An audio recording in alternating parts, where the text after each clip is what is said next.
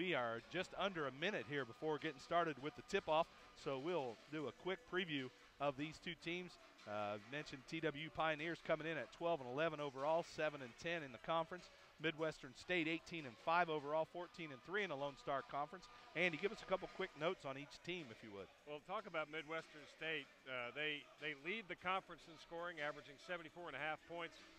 In this season, I think what's interesting, they lost their last game to Tarleton State, close game. They have not lost 2 in a row this season. So that's an interesting note. I think we'll watch to see how that big loss carries over to today. Yeah, and the Pioneers had that losing streak there. It lasted, I believe it was 4 games, and the 3-game losing streak. Then they won 2 in a row and then dropped that game on the road in Lawton to Cameron on Wednesday. So a couple of interesting things to keep an ear out for here today. And TWU, the big thing. I mean, with 3 games remaining and 5 teams vying for 4 spots, you can't afford to have a letdown today. Yeah, absolutely. We'll turn it over to the PA announcer, Mike Boots, now for the national anthem and the starting lineups. The Midwestern State University Mustangs and your TWU Pioneers.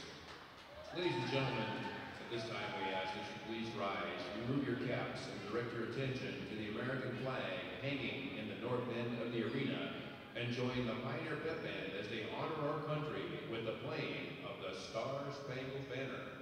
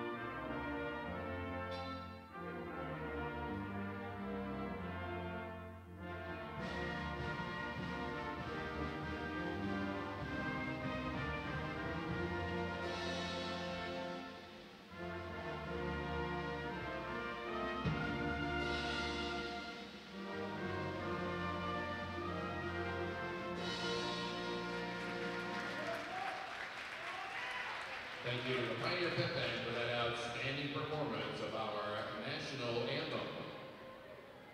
And now, ladies and gentlemen, let's meet the starting lineup for the visiting Mustangs for Midwestern State. Starting at forward, a 6-foot senior from Reno, number 20, Sierra Thompson. Starting at guard, 5'10" senior from Amarillo, number 24, Savannah Carver. Starting at guard, a 5'8" sophomore from Denton, number 25, Kitty Magee.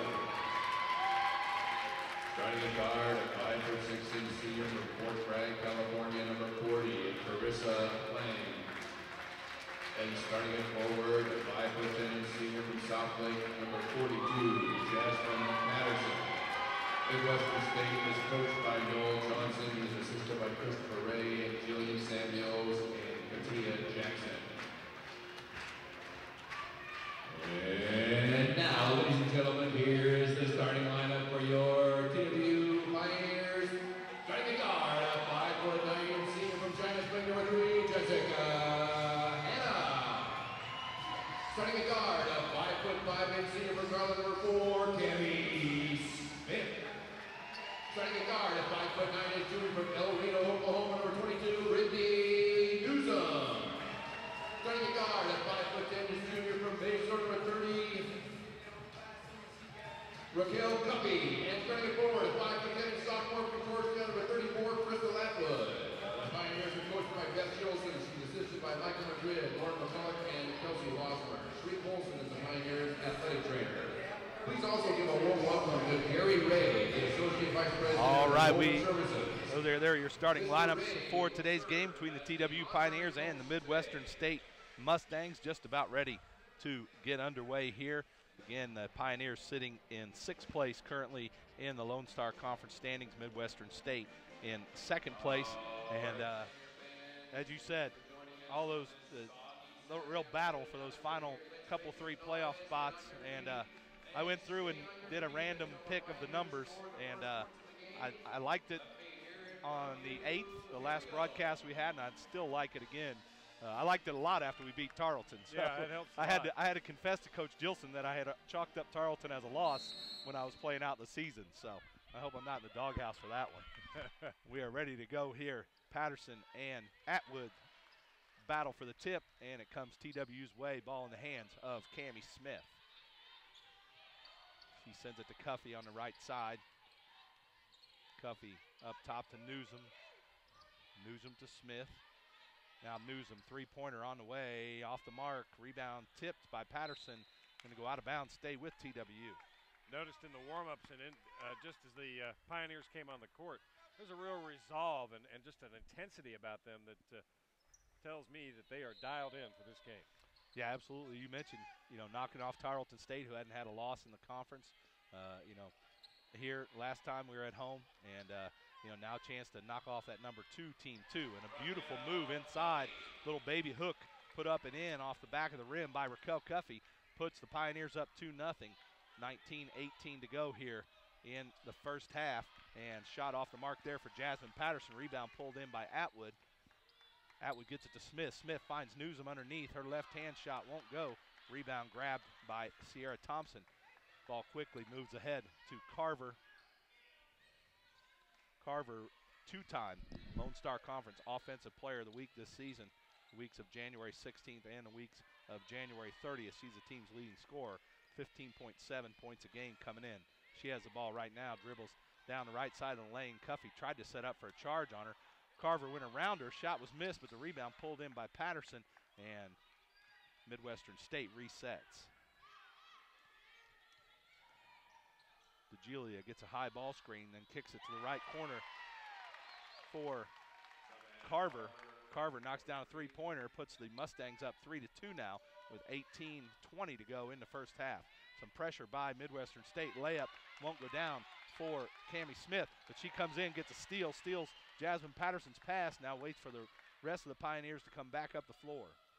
Cambria had a 1-on-3, but wisely chose not to take advantage of that.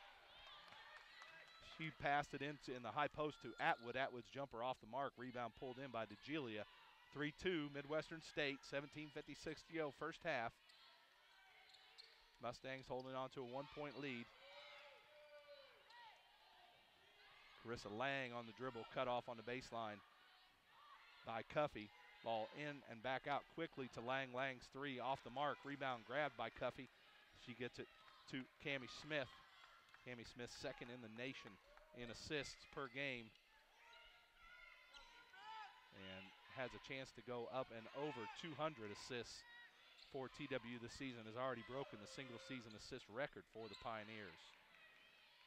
Nice, beautiful backdoor cut there from Brittney Nuzum, and a perfect pass from Jessica Hanna, and that puts the Pioneers up 4-3. Quick shot on the way. A 3 is long from Sierra Thompson. Ball tipped around, out of bounds, goes off the Mustangs. TWU will have it.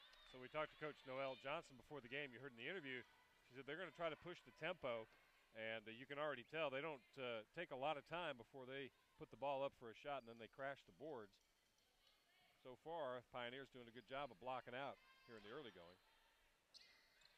Again, some pressure from Midwestern State here.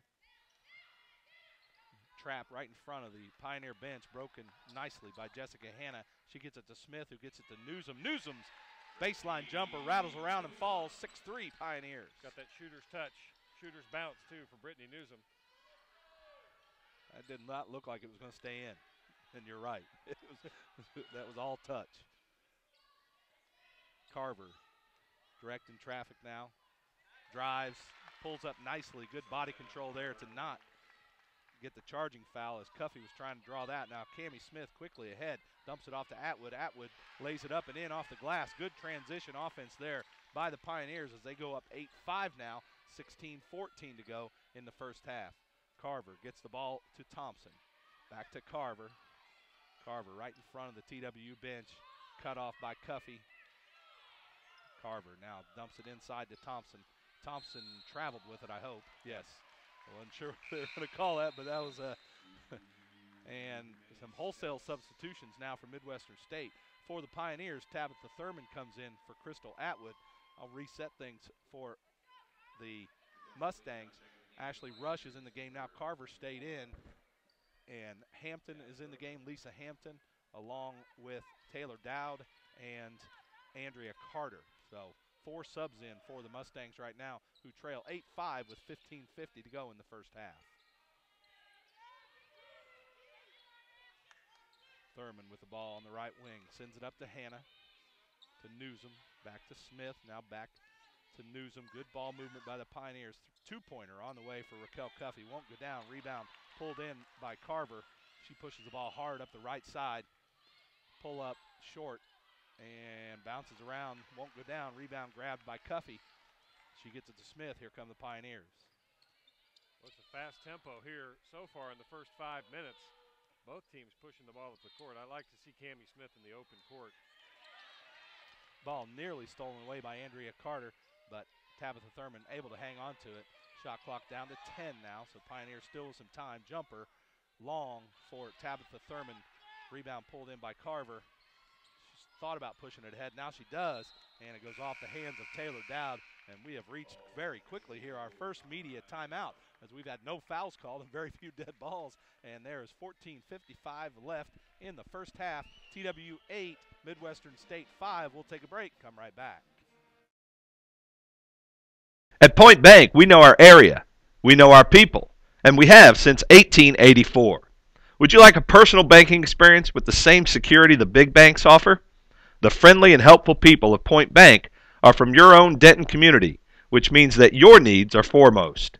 Because convenience is so important to you, Point Bank offers 9 locations, 24-hour express banking, and free online banking. Visit pointbank.com to find the location nearest you, and come on by to let our friendly staff help you with your banking needs. Dr. Michael Avenshine is one of the team doctors for your TWU Pioneers. Specializing in family and sports medicine, Dr. Avenshine enjoys taking care of the whole family, but there is just nothing more fun than being out on the field or in the gym taking care of athletes. Dr. Avenshine is located at the Medical Center of North Texas on Highway 380 in Crossroads. Give him a call at 940-365-9389. Welcome back to Kitty Magee Arena. 14:55 remaining in the first half. TWU 8, Midwestern State 5.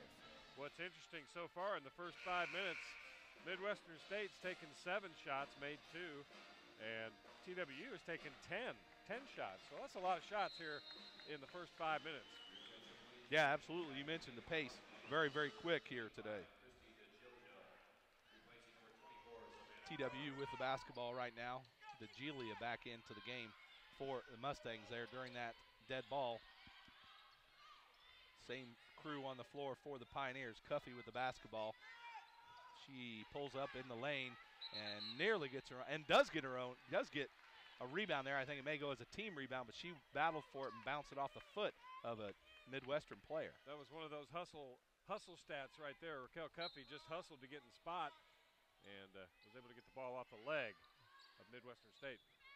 Off the inbound pass, baseline jumper won't go down for Nuzum, but Hanna right there for the rebound. And Cambria Smith with an unbelievable pass right there to Tabitha Thurman, showing you why she is the second in the nation in assists per game. I'm so blown away by that play, I can't talk. There's a good crowd on hand here at Kitty Magee Arena. Nobody in this arena saw that pass but Cambria Smith. Because when she first threw it, where is that going? And then there was a girl wide open. Was that Cuffey that made the catch? It was Thurman. And right, thankfully, Tabitha Thurman knew she was going to make the pass. I think they were the only 2 people that saw that. Yeah, exactly. The vision that Cambria Smith has and her court presence, it's no wonder she's second in the NCAA in assists and has the record for TWU. She was basically dribbling away from the basket at the right elbow and threw it back across her right shoulder with her left hand to the left block. Now draw that up at home and try to figure that out. Hopefully you were able to see it if you're watching some of the video on the computer as well. Ball's inside. Patterson shoots it. Lots of contact in there. No calls. Again, we've gone almost a full 6 minutes here without any fouls being called. So they're setting the tone right now that they're going to let the teams play, and quite honestly, it's been a fairly clean game to this point as well. Teams are moving so quickly, I don't think you can get close enough to foul them. Thurman dumps it inside to Hanna.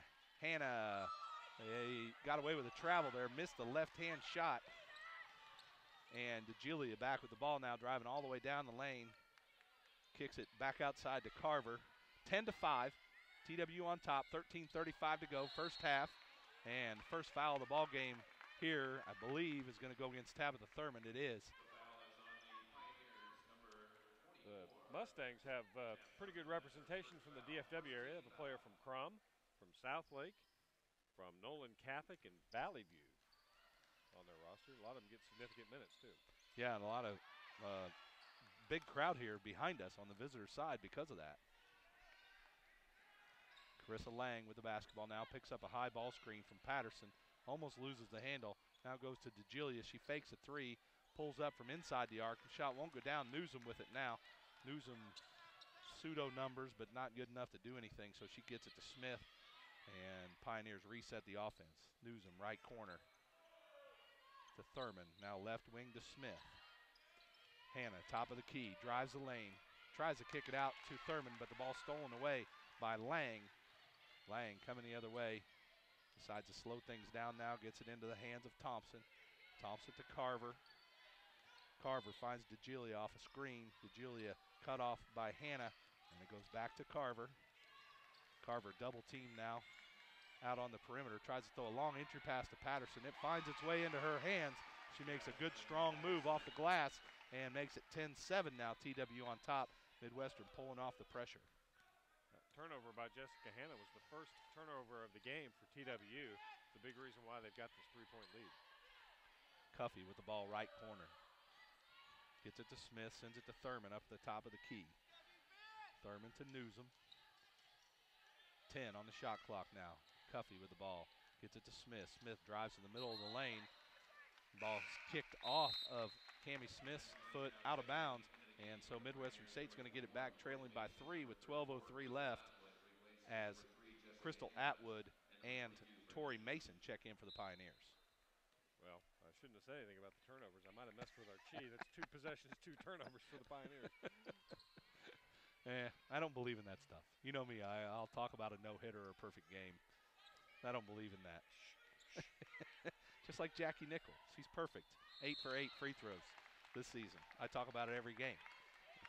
Has not missed a free throw in her college career. And the ball bounced out of bounds. I think they called a foul there. Yes, they did call a foul. Goes against Toree Mason. And that's her first foul, team's second foul. And we have a timeout on the floor with 11:46 to go in the first half. TWU 10, Midwestern State 7. We'll take a break. Come right back. James Wood Auto Park is a proud sponsor of the TWU Pioneers. With dealership locations in both Denton and Decatur, James Wood is the place to go for your next automobile purchase. James Wood's extensive inventory includes new cars, pre-owned cars, and commercial trucks. James Wood Auto Park, big savings, big selection, and a big difference. You may think all investment firms are the same. However, Edward Jones has made a conscious decision to serve you, the individual investor, differently. It's more than lip service. See for yourself how this approach can help make a difference for you and your family. Call Edward Jones of Denton at 940-565-0100 and start making sense of your investing.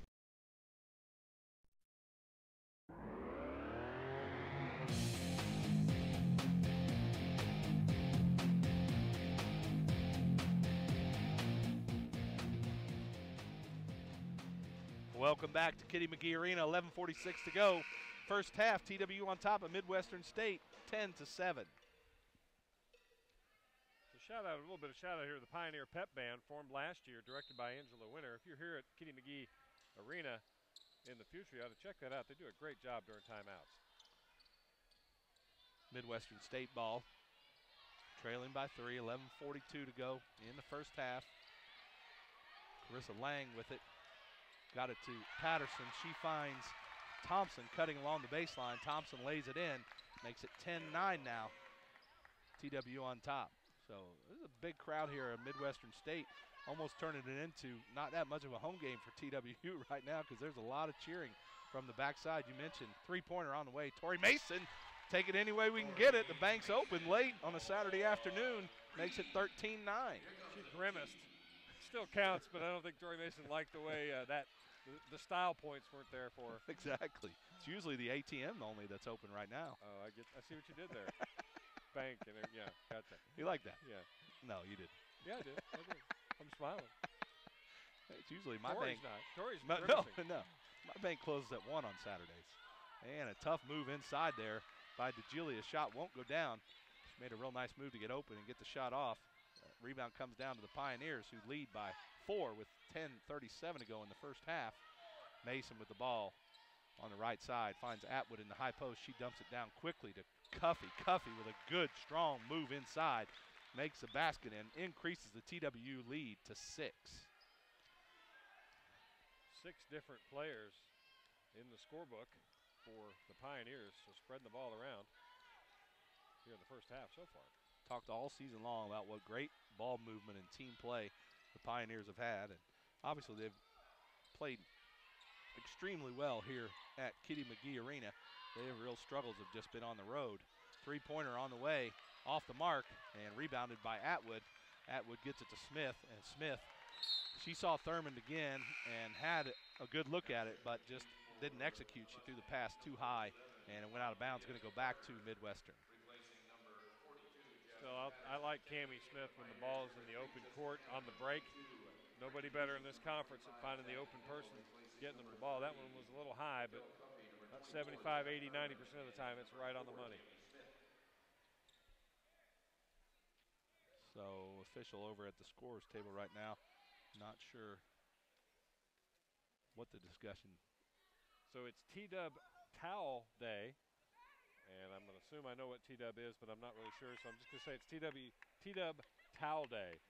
So the T-Dub is just the I know TWU, right. The first 200 fans that showed up today got free fan towels. Yeah, they're pretty cool too. They are pretty cool. I didn't take one because I felt bad being a part of the media and didn't think I should accept one, but they're pretty cool.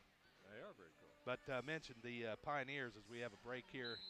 We're getting right back underway. But the Pioneers 9-2 at home this season, 2-7 away from home, 1-1 on neutral floor. So we've seen them play well here as we've just done the home broadcast.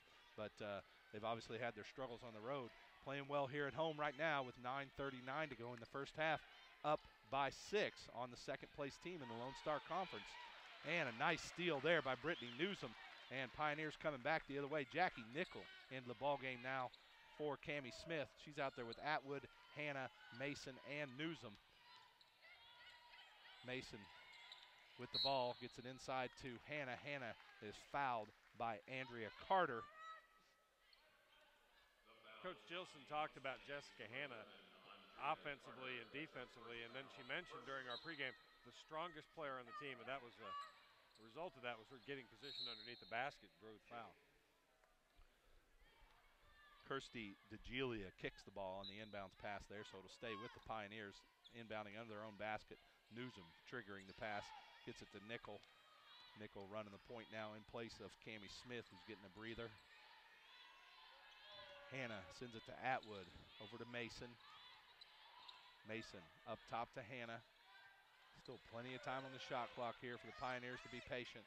Ball goes inside to Atwood. Atwood with a nice little Jack Sikma move there. Little step back and a jumper. Really nice move there from Atwood from about 12 feet. And she increases the TW lead to 17-9. I'm dating myself there with Jack Sikma. Yes, I know, from the Seattle Supersonics. Yeah, it was one of my all-time favorite moves that he used to use. And jumper on the baseline won't go down for Thompson. And Pioneers with the rebound and a chance to increase this 8-point lead with 8.5 to go in the first half. Atwood with the ball now.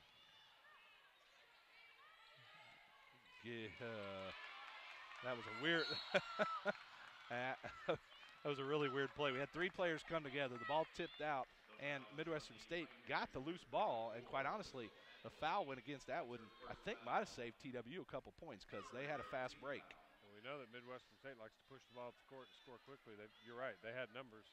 Just an interesting kind of turnover. Not sure what happened. I think Crystal just dropped the ball. And it was a scramble.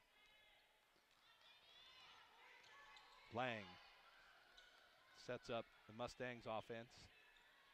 She sends it to Carver. Carver on the baseline, dumps it inside to Thompson. Thompson, nice little left-hand baby hook, goes down, makes it 17-11 now. And Mustangs bring back some of the pressure, but fall back quickly. Coach Gilson talked about it. She expected full court pressure, and I think in recognition of TWU's ability to beat that press, they dropped out of that full court pressure. Hanna, top of the key, drives the left side of the lane, kicks to Nickel. To Nuzum, now to Mason on the right wing. Mason drives the lane, puts up right hand, won't go down, and a rebound grabbed by DeGilia. She's fouled by Nuzum, and that's going to bring us to our under 8 media timeout with 7:29 to go. And your score, TWU 17, Midwestern State 11. We'll take a break, come right back. Find out how easy it is to join DATQ. DATQ is the full-service bank for all your banking needs. Come visit one of our 3 Denton locations or log on to datq.org and learn why DATQ is the right bank for you. DATQ, the new place to bank. McDonald's is proud to support the Texas Women's University Pioneers. With 5 Denton locations, there's a McDonald's near you. All Denton area McDonald's are owned and operated by Phillips Brothers Restaurants.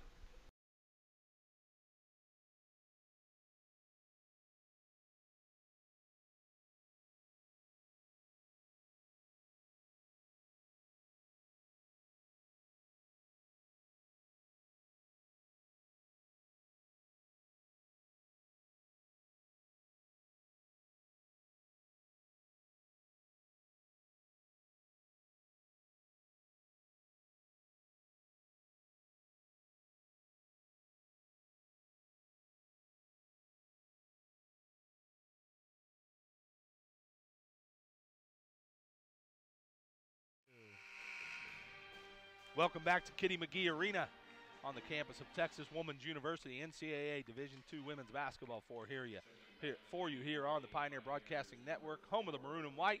7:29 to go. First half, 17-11 TWU.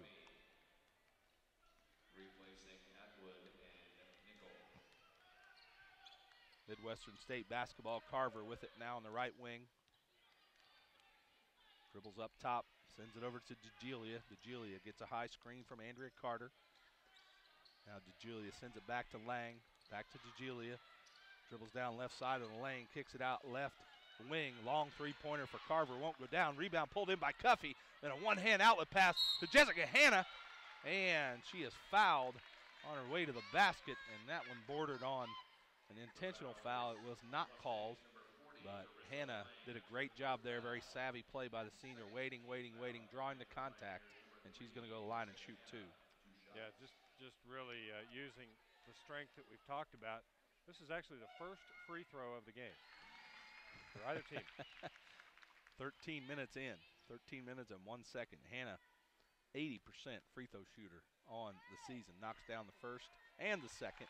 Makes it 19-11 now. Now the Pioneers show a little pressure of their own here on the Mustangs, and it works as they eventually tip the ball around and get a steal. Cambria Smith comes up with it, so a little surprise pressure from the Pioneers there worked as they were able to steal a pass from Andrea Carter. Now three-pointer on the way. Hanna, good, beautiful pass from Cambria Smith, and Hanna knocks down the 3. 5 straight points for Jessica Hanna, doubles up Midwestern State at 22-11. Jessica Hanna worked away from the ball as good as you'll ever see and just set up. But she knew she was going up with the 3 as soon as she caught it. Beautiful shot by Jessica. Carver refuses the high ball screen, dribbles down to the baseline, hits a pull-up jumper, makes it 22-13. Now Nuzum with the ball for the Pioneers. Nuzum out there with Smith, Hanna, Cuffey, and Mason. Pioneers up 22-13, just over 6 minutes to play here in the first half. Cuffey sends it to Nuzum on the left wing. Nuzum now double teamed. She is able to get it in the hands of Smith. Smith all the way across to Mason. Mason's 3 on the way. Right, I had the perfect angle, and that thing was, I thought was in. It was just a little bit long.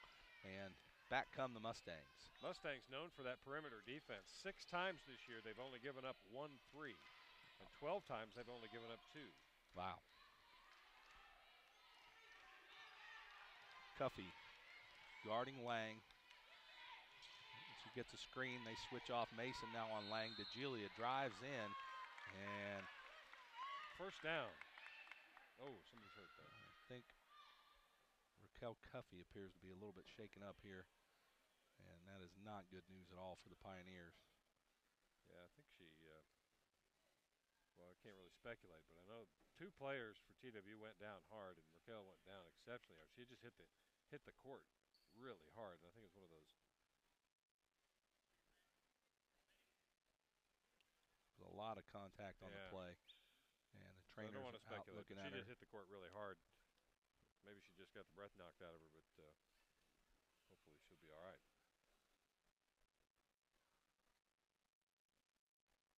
So 5:24 to go here. First half, 22-13. TWU on top. Raquel Cuffey down with an injury. We're going to take a break and come back and let you know what the story is with Raquel.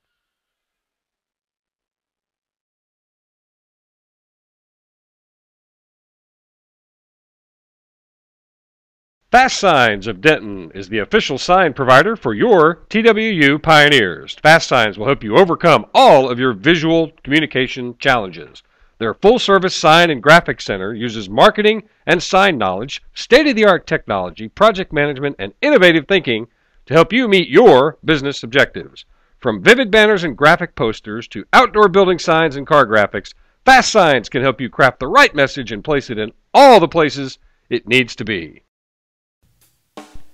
Texas Health Presbyterian Hospital Denton is the official healthcare provider for TWU Athletics. Texas Health Presbyterian Hospital Denton is a 255-bed hospital featuring more than 43 specialties, accompanied by a relationship-based care model, which places the patient and family at the center of the decision-making process. Healing hands, caring hearts. Texas Health Presbyterian Hospital Denton. This is Cambria Smith, and you're listening to the home of Pioneer Basketball, the Pioneer Broadcasting Network. Tonight's broadcast on the Pioneer Broadcasting Network is brought to you in part by the following corporate partners of TWU Athletics: The Retreat at Denton, Witch Witch, Weinberger's Deli, BBVA Compass, Internet Consult Services, and the Active Network. Do you want up-to-the-minute news on your favorite TWU Pioneer team? Log on to twathletics.com for scores, stats, schedules, news, and photos. You can also like TWU Athletics on Facebook or follow the TWU Pioneers on Twitter. And new for this year, text TWU to 68247 for exclusive updates about any and all things TWU Athletics related.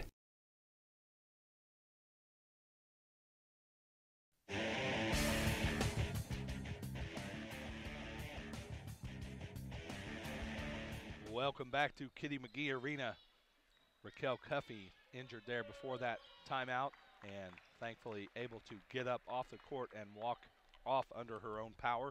We're not going to speculate on what the injury was, and we'll try to get word maybe at halftime for you, but hope she's going to be okay. It was good Raquel to see her. So far, key contributor, 5 points, 4 rebounds.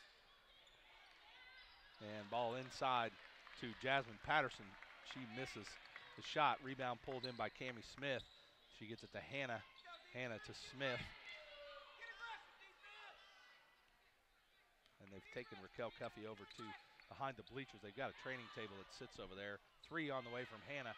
And I think they're taking a look at her on that training table. And we certainly hope that she's okay. Foul called there against Tabitha Thurmond. 16 fouls on the Pioneers, 2 against Midwestern State. That was Thurman's second foul. Nuzum checks out of the ball game. And on the floor right now for the Pioneers, we've got Smith, Thurmond, Hanna, Atwood, and Mason. DeGilia drives baseline, kicks it back outside to Patterson. Patterson back to DeGilia. DeGilia dribbles through 2 players, puts up a floater in the lane, won't go down, rebound. Fought for, shot goes up, and is going to drop for Sierra Thompson. And there's a foul there as well, so foul. I think that's on Crystal Atwood. So the Pioneers are going to have to try as best they can to block out their concern for Raquel Cuffey and not lose the intensity and the momentum. Raquel Cuffey's been a key part of many big wins this season since coming over from North Texas. And certainly our thoughts are with her, and the Pioneers just have to try to block it out as best they can and regain that intensity, leading by 7 with 4:28 to go. Absolutely. Free throw off the mark for Thompson. And you're right, I mean, the mood of the whole gym changed, obviously, here as that happened, and it's really difficult, to play through. You see that a lot on TV, with football injuries and, those kind of things, and we just certainly hope she's okay. And like you said, the game is going on, and in that vein, Crystal Atwood able to hit a baseline jumper for the Pioneers and increase that lead back to 9. Then a steal, nice reach-in steal there. I think it was Hanna that got a hand on the ball. Smith drives all the way now, and finally, Cambria Smith gets a call. I've been begging for calls for Cambria Smith all season long going into the paint. And we are at our final media timeout of the first half with 3:56 to go in the first half. TWU 24, Midwestern State 15. We'll take a break. Come right back. The Forum at Denton Station provides premier student living at an affordable price. Located just 10 minutes from the TWU Denton campus, the Forum offers awesome amenities, including a resort-style pool, stand-up tanning beds, a half-court basketball gym, door-to-door TWU shuttle service, a state-of-the-art fitness center, and a cyber cafe with Wi-Fi access and a coffee bar. The Forum at Denton Station. Make it happen. Locally owned and operated, Little Guys Movers is a company that's built on sweat, stiff backs, and the simple philosophy of do the right thing by people and you will be rewarded. Little Guys Movers offers local, long-distance, residential, corporate, and commercial moving services. When you're ready to move, give Little Guys a call at 940-484-5467. Little Guys Movers, what moves you?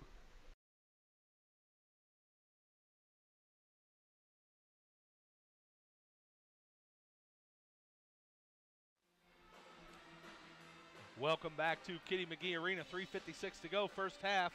TWU on top of Midwestern State, 24-15. TWU had took the lead with only a minute and a half gone by. Hasn't relinquished it. Had it up to 7 at one point. Actually, now they've got that up to 9, so their largest lead of the game, and have really led from beginning to end, and have done a nice job taking care of the lead. Well, before we went to break, Cambria Smith went in and drew contact in the act of shooting, and at the line to shoot 2, she makes the first.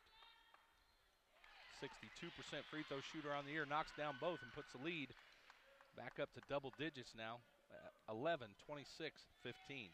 Now the most interesting stat I see on the stat sheet right now, Andy, is the dead ball rebounds, both teams tied at 0. Oh, wow. You had to dig deep into the sheet to find that. Nice job. Thank you. That could be a game changer. I don't even know what a dead ball rebound is, but could be a game changer. You never know. DeGiulia, left wing with the basketball. Shot clock down to 8 now. Carver drives right side, dumps it off, and we had 2, and they did call a charging foul, I think. Didn't get any clear signal, but Carver called for a charging foul there, and it was either Mason or Hanna that took it. I couldn't tell who took it, but good defense, and that was actually a similar play. Cuffey got hurt on. Cuffey was in there with, I think she was the one trying to take a charging foul. Pioneers do a great job of that and create turnovers for themselves in that way. Mason, jumper, left side, won't go. Rebound grabbed by Andrea Carter. Back comes Midwestern State, trailing by 11, just over 3 minutes to play here in the first half. Terrific first half for the Pioneers, making it happen on the defensive end and working the ball, being patient on offense, getting good shots, really spreading the ball around. 6 different players score so far for the Pioneers. And another offensive foul there. This time Crystal Atwood steps in to take one. That one goes against Carver as well. That's her second foul. And she checks out of the ball game in favor of Sierra Thompson.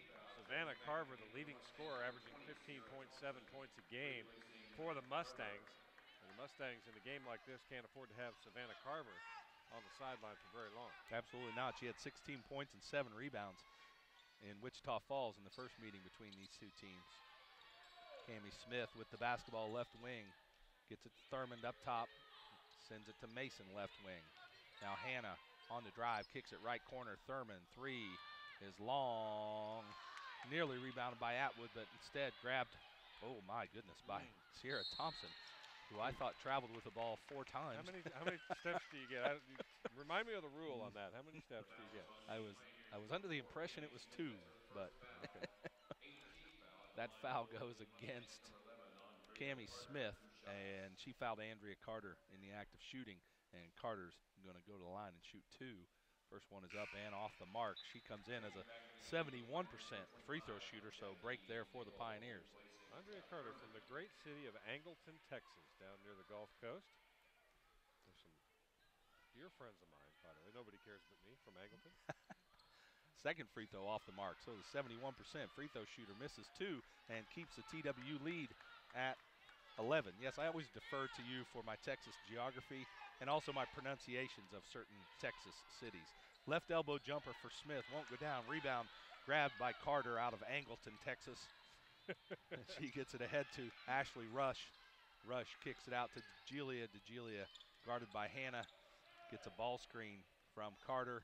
Now back to Rush. Rush nearly has it picked by Cambria Smith. Rush dribbles into the lane, sends it back out to DeGilia. DeGilia dumps it inside to Patterson, and another offensive foul called here on the Mustangs. And good step in there by Jessica Hanna. And Midwestern State fans not happy about, I think it's been 3 offensive fouls in 4 trips. I was going to say, in the last 4 possessions, they've been called for 3 offensive fouls. Coach Noelle Johnson is not happy about that at all. Kind of got her palms up going, so how's that supposed to work? Good work for the Pioneers there. Minute and a half to go, first half. Pioneers with an 11-point lead. The ball stolen away there by Carter. Carter all the way down. Good shot fake, able to finish off the glass.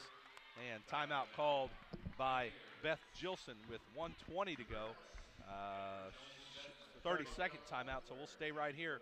Pioneers lead by 9 with 1:20 in the first half. Coach Gilson just didn't so far this half, the Pioneers have been very patient. They've been making the sure pass and working it around. They've been getting open shots, except on that last possession.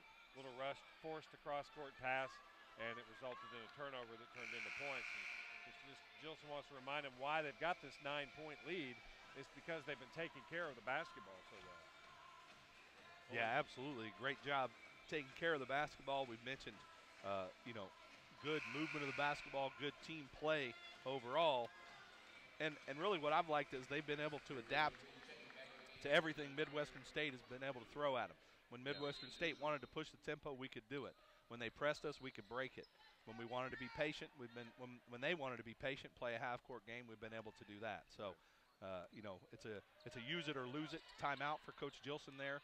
If she doesn't call that timeout, they take it away anyway in the second half. So a great timeout by her there to settle things down. Great point. Hanna with the basketball, left wing. Dribbles, kicks it out to Smith. Smith pulls up, three-pointer, and she knocks it down. Biggest lead of the ball game for the Pioneers, 29-17, 45 seconds to play, first half. Well, when Cambria Smith starts hitting from the outside, you can just see the beads of sweat forming on the opponent's team. What do you do? Exactly. And if you start giving up the outside shot to Smith and she knocks it down because she's deadly on the drive. Yeah. Nice shot. Oh, they gave him a 3 on that play. Not that shot. Surely to goodness. She was not even. Well, I don't know what he raised both. I think they were double checking maybe Cammie's shot. Oh, I'm assuming. Okay. It was a turnaround, and they are going to go to the monitor to check out. I'm assuming it had to be Cammie's shot. One of the officials raised, for the 3. So. I think that they're going to the camera to see if it was a 3 or a 2 by Cambria Smith. By Cammie? I think so. There was no question on this shot that was knocked down by Jasmine Patterson. She was inside, made a nice little turnaround jumper. Right. So I'm assuming that's what they're going to do. I don't know how, they don't have that NBC it or that, it's just a pretty. So I don't want to put you on the spot, but we got coming up at the halftime show here. the Point Bank halftime show. We'll have a halftime guest interview. Yeah. Who do we have? It's going to be Jane Riddle, who's our official scorekeeper for basketball, the official scorekeeper for softball as well. And she's going to tell us she's the tournament director for the 2012 Best Western Premier Spring Fling, which is a college softball tournament here that's going to be held Friday, February 24th to Sunday, February 26th. They have 17 teams in that and 42 games on 4 fields over those 3 days. Sounds like a great time. Cambria Smith with the basketball now. They did rule that a 3, by the way, by Cambria. Thank you. 4-second differential between the shot clock and the game clock. Pioneers up by 10. Hanna on the drive. Shot blocked. Oh, goodness. That was a bad call. The shot was blocked directly out of bounds, and they gave the ball to Midwestern State. I did not understand that one at all. No, but just missed the call there. Just got to shake it off. Yep. Keep that 10-point lead. Don't want to give any momentum back to the Mustangs here at the end of the half. 10 seconds here. And another turnover there. I think it's a moving screen, offensive foul against Midwestern State. So that's 4 turnovers now, at least, on offensive fouls for the Mustangs. Pioneers have 6 seconds left, 10-point lead. They're facing some pressure now. Cambria Smith gets it in, breaks the pressure, down to 3, 2 seconds, 1 second. Smith drives all the way to the hole, and a terrible call there. Good acting job and a terrible call. But you got to give credit for the acting job put on there by Kirsty DeGilia. Well, never mind the acting job. Foul. Yeah, truly. What an athletic play. She made that basket. I don't think anybody saw that. Yeah, She threw that exactly. thing up off the left end. Went high off the backboard and went in. And 0.6 seconds were left there off the inbound. That shot would not have counted had it gone. And so we are now at halftime here at Kitty Magee Arena. TWU 29, Midwestern State 19. You are listening to TWU Basketball on the Pioneer Broadcasting Network, home of the maroon and white. We will be back to hear from our halftime guest, Jane Riddle, and she will talk to us about the 2012 Best Western Premier Spring Fling Softball Tournament coming up this next weekend. We'll also give you some first half stats when we return for the Point Bank halftime show. Point Bank, a better way to bank. At First United Bank, we know you have a choice in determining where to do your banking and selecting the type of personal banking accounts that will help you best reach your financial goals. That's why we offer an array of options from which you may choose to make your money work harder and go farther for you. First United Bank, all that matters is the size of your dreams. Shutt Sports is proud to support Texas Woman's University Athletics and the Lone Star Conference. Shutt Sports offers the best in football, softball, and baseball helmets. Shutt Sports is also the official softball helmet of the Lone Star Conference. Find out more about Shutt Sports at shuttsports.com. That's SCHUTT sports.com. Groggy Dog Sportswear is the official screen printer for TWU Athletics. At Groggy Dog, our strength is in our people. We have a very dedicated, professional team that includes sales and customer service, graphic design, and production. Contact Groggy Dog today at 940-891-4022 and let them help you with your next apparel purchase for your school, sports team, or business.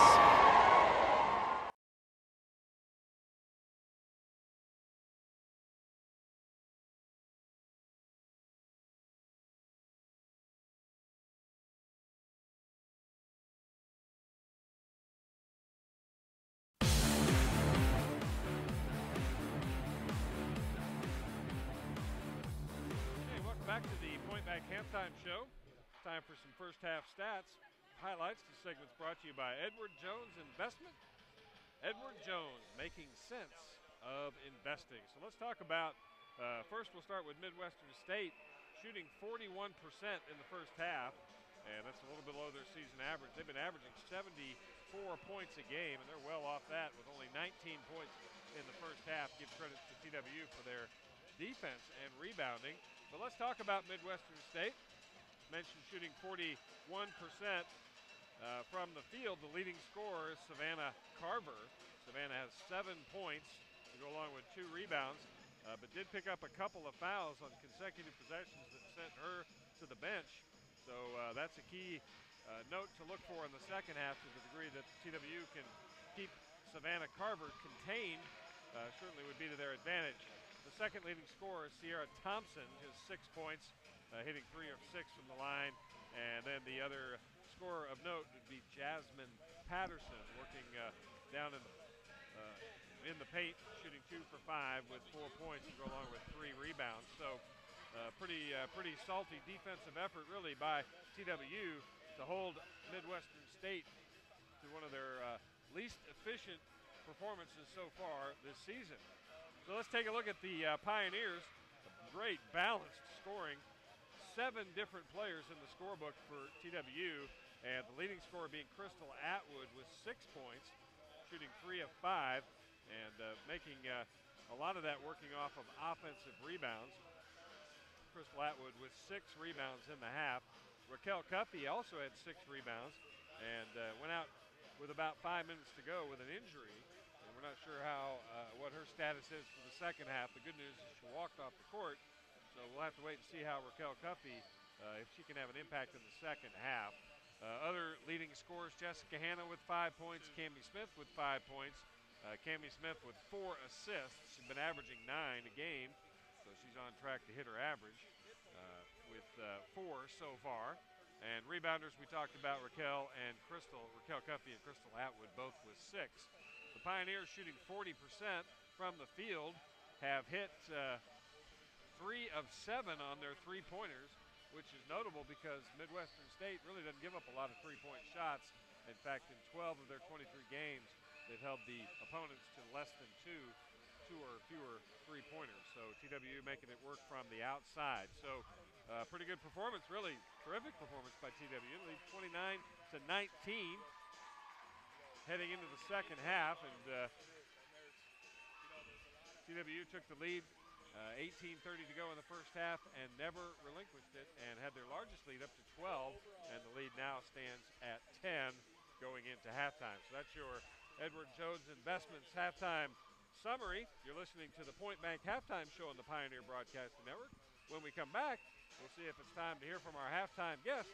You're listening to TWU Basketball on the Pioneer Broadcasting Network. We'll be back after this timeout.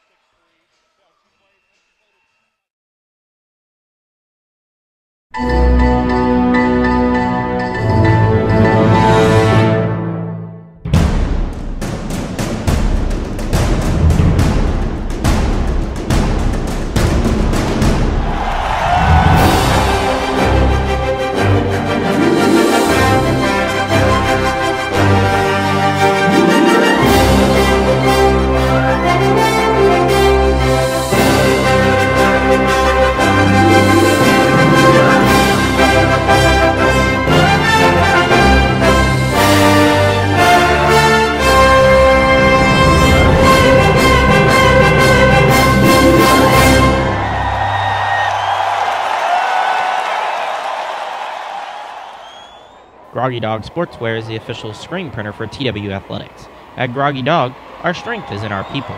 We have a very dedicated, professional team that includes sales and customer service, graphic design, and production. Contact Groggy Dog today at 940-891-4022 and let them help you with your next apparel purchase for your school, sports team, or business.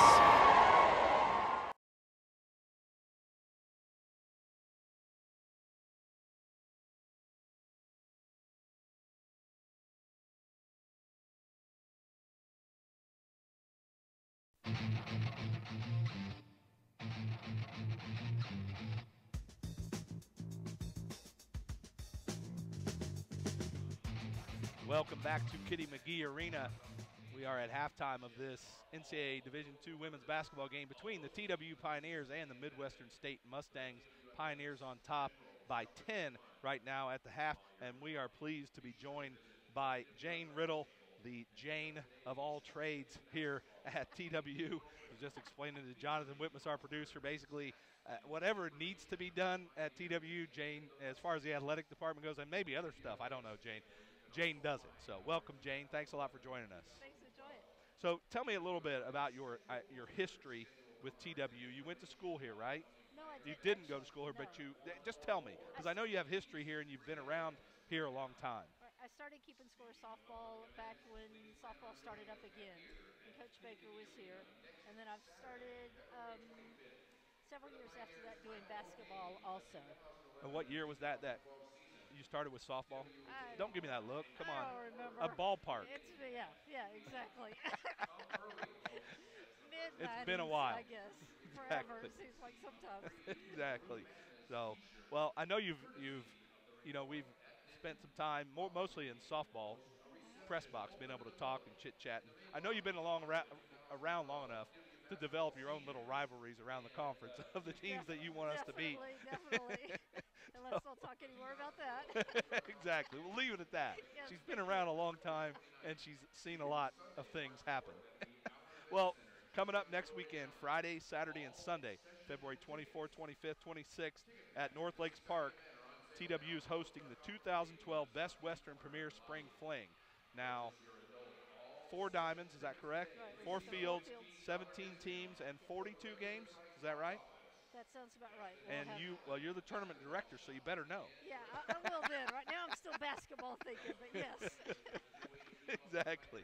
Well, Jeff Bowerman, our assistant athletic director, said one of the biggest, if not the biggest, D2 tournament in the nation. I can't imagine that there would be a bigger one than that over the course of 3 days. So he said, that's why we wanted to have you on as the tournament director.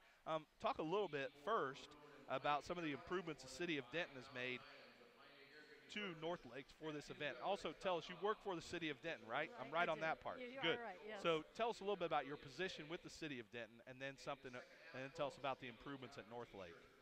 Being tournament director and working for the city has really helped me because I can work both sides, everything from that standpoint.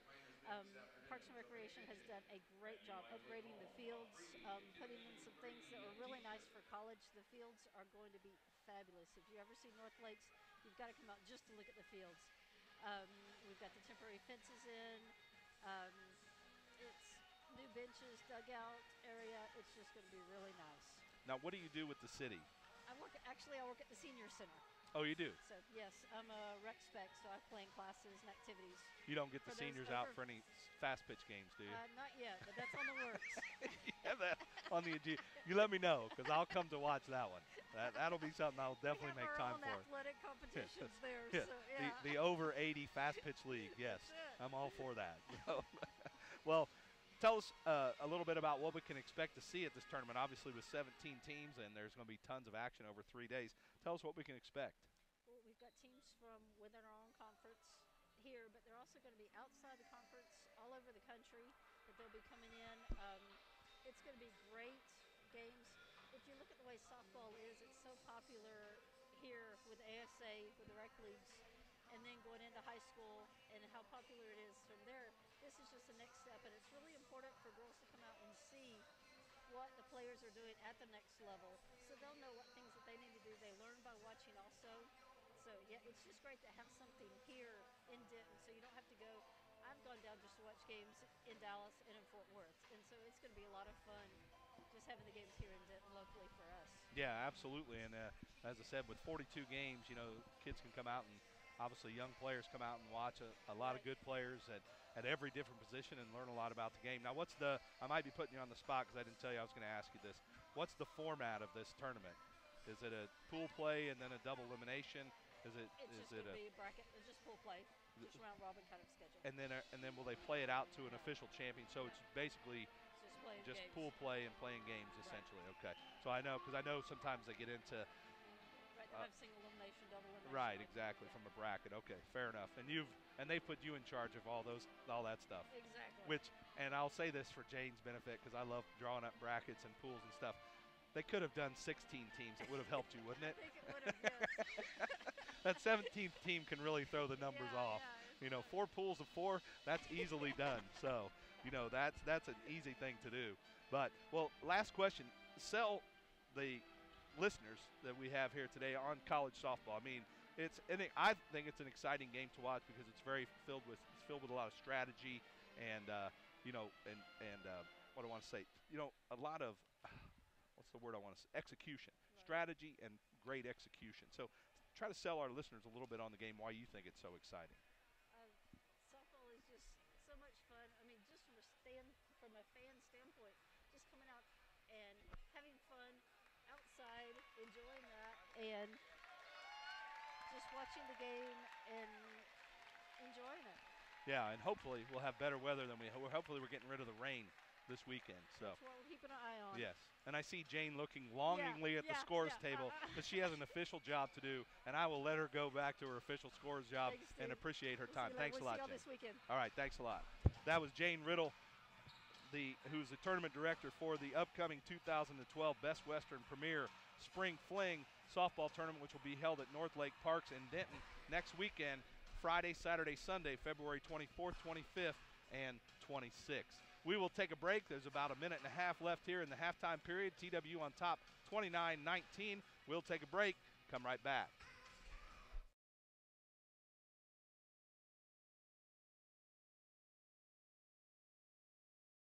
At Texas Spine, Orthopedics and Rehabilitation in Denton, the doctors and staff are committed to providing comprehensive quality diagnosis and treatment of all orthopedic conditions and spine care. Dr. Paul Watley and the rest of the team at Texas Spine, Orthopedics and Rehabilitation also provide top-notch care for the TWU Pioneers. Texas Spine, Orthopedics and Rehabilitation. They're members of Texas Health Physicians Group.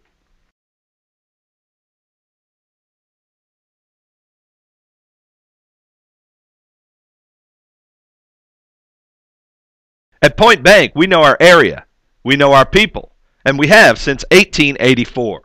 Would you like a personal banking experience with the same security the big banks offer? The friendly and helpful people of Point Bank are from your own Denton community, which means that your needs are foremost. Because convenience is so important to you, Point Bank offers 9 locations, 24-hour express banking, and free online banking. Visit pointbank.com to find the location nearest you and come on by to let our friendly staff help you with your banking needs.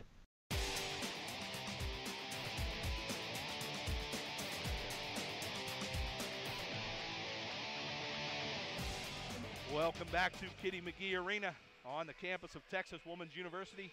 NCAA women's basketball here for you on the Pioneer Broadcasting Network, home of the Maroon and White. We are winding down to the end of the halftime session here with the Pioneers leading 29-19 over the Midwestern State Mustangs. Andy had a couple of quick keys to the second half here. Well, it's more of the same, really. 29-19, 10-point lead. What got the Pioneers to that 10-point lead was being patient on offense and getting working the ball around, using their advantage on the perimeter. They've got a significant speed advantage. On defense, it's the rebounding. They've done a really nice job of limiting the Mustangs to one shot, and need to keep that up in the second half. Mustang ball to begin the second half. DeGilia on the drive down the lane, dumps it off inside to Patterson. Patterson with a nice left-hand move there to cut the lead to 8 at 29-21. Cambria Smith, Jessica Hanna, Brittney Nuzum, Crystal Atwood, Tab Thurman starting off the second half here for the Pioneers. Three-pointer on the way, top of the key from Nuzum. Won't go down, rebound pulled in by Thompson. Thompson gets it ahead to Lang, and Lang has her pass stolen away by Thurman, so back come the Pioneers. Quickly ahead, pass to Jessica Hanna, double clutch with a little bit of contact there. She's able to knock it down and keep the lead, put the lead back to 10. Good to see Raquel Cuffey back on the bench for the Pioneers. She went out in the first half with an injury, but she's on the bench right now. Not sure what her status is in the second half, but still good to see her on the bench. Ball tipped out of bounds by the Pioneers there. Stays in Midwestern's possession. DeGilia drives to the middle of the lane, pull-up jumper, knocks it down. Cuts the lead back to 8 now. TWU on top of Midwestern State. Well, you can tell Midwestern really wants to push the tempo. Very rarely do they get under 15 on the shot clock before they let it fly. Nuzum, right wing, sends it down in the short corner to Atwood. Atwood now gets a pass from the left wing from Smith. Shot won't go down, but Atwood gets her own rebound after it was tipped around a couple of times. And fresh shot clock for the Pioneers. 8-point lead, 18-12 to go, second half. Left side, Cambria Smith gets it up top to Nuzum. Nuzum's been quiet today. At any point, we know she could bust out and score some important points for the Pioneers. Good entry pass there. Good ball movement by the Pioneers, but unable to finish. Good pass from Nuzum to Atwood, who found Thurman on the baseline. Thurman couldn't convert, though, and back come the Mustangs. Jasmine, ball into the post to Jasmine Patterson. She squares up, knocks one down off the glass, and cuts the lead down to 6 at 31-25. The Mustangs got the start they wanted in the second half. They're pushing the tempo. They're taking quick shots. They're going down. Pioneers still being patient. Just hadn't been able to knock down the shots. Good ball movement again. Same play. Worked twice there from a high post, low post pass, but unable to finish this time was Jessica Hanna. And Midwestern State has obviously made it a priority to go inside into the post. And Jasmine Patterson trying to take over this game, the senior from South Lake Carroll High School. And she is fouled in the act of shooting there by Crystal Atwood. And so Patterson's going to go to the line and shoot 2 free throws. And she scored the first 4 points of this second half. And the 5th point there. Now has 10 points rather in the game. Excuse me, 9 points to lead all scorers. She was the Lone Star Conference Defensive Player of the Week for the week of January 16th. And that ball tipped out of bounds by Jessica Hanna as Patterson, the 63% free throw shooter, missed the free throw, but Midwestern State's going to hang on to the basketball, trailing by 5 with just over 17 to play in the second half. The Pioneers would expect Midwestern State to go on a run. They're just going to have to hang in there and weather the storm, get back to Pioneer basketball. Carver on the drive, pull up, and what I'm not liking here is, we went the first, what was it, 7 minutes or 8 minutes, did not have a foul called on anybody, and that's, I think, what Coach Beth Gilson's saying, too, is, we went all that time as the Pioneers called timeout. It's a 30-second timeout, pardon me, and that by NCAA rule moves to a full timeout. So we'll take a break, and I'll talk more on that when we come back. 17:06 to go, second half, TWU 31, Midwestern State 26. We'll take a break, come right back.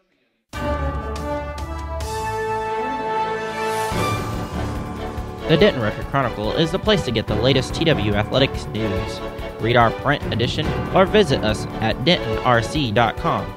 The Denton Record Chronicle also provides the best coverage of all the local high schools, as well as the Rangers, Stars, Cowboys, and Mavericks.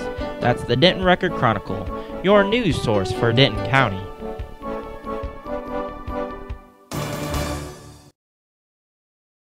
Alpha Graphics is the official printing company for TWU Athletics. Whether you need printing or mailing services or a complete set of marketing solutions, Alpha Graphics is the right team for you.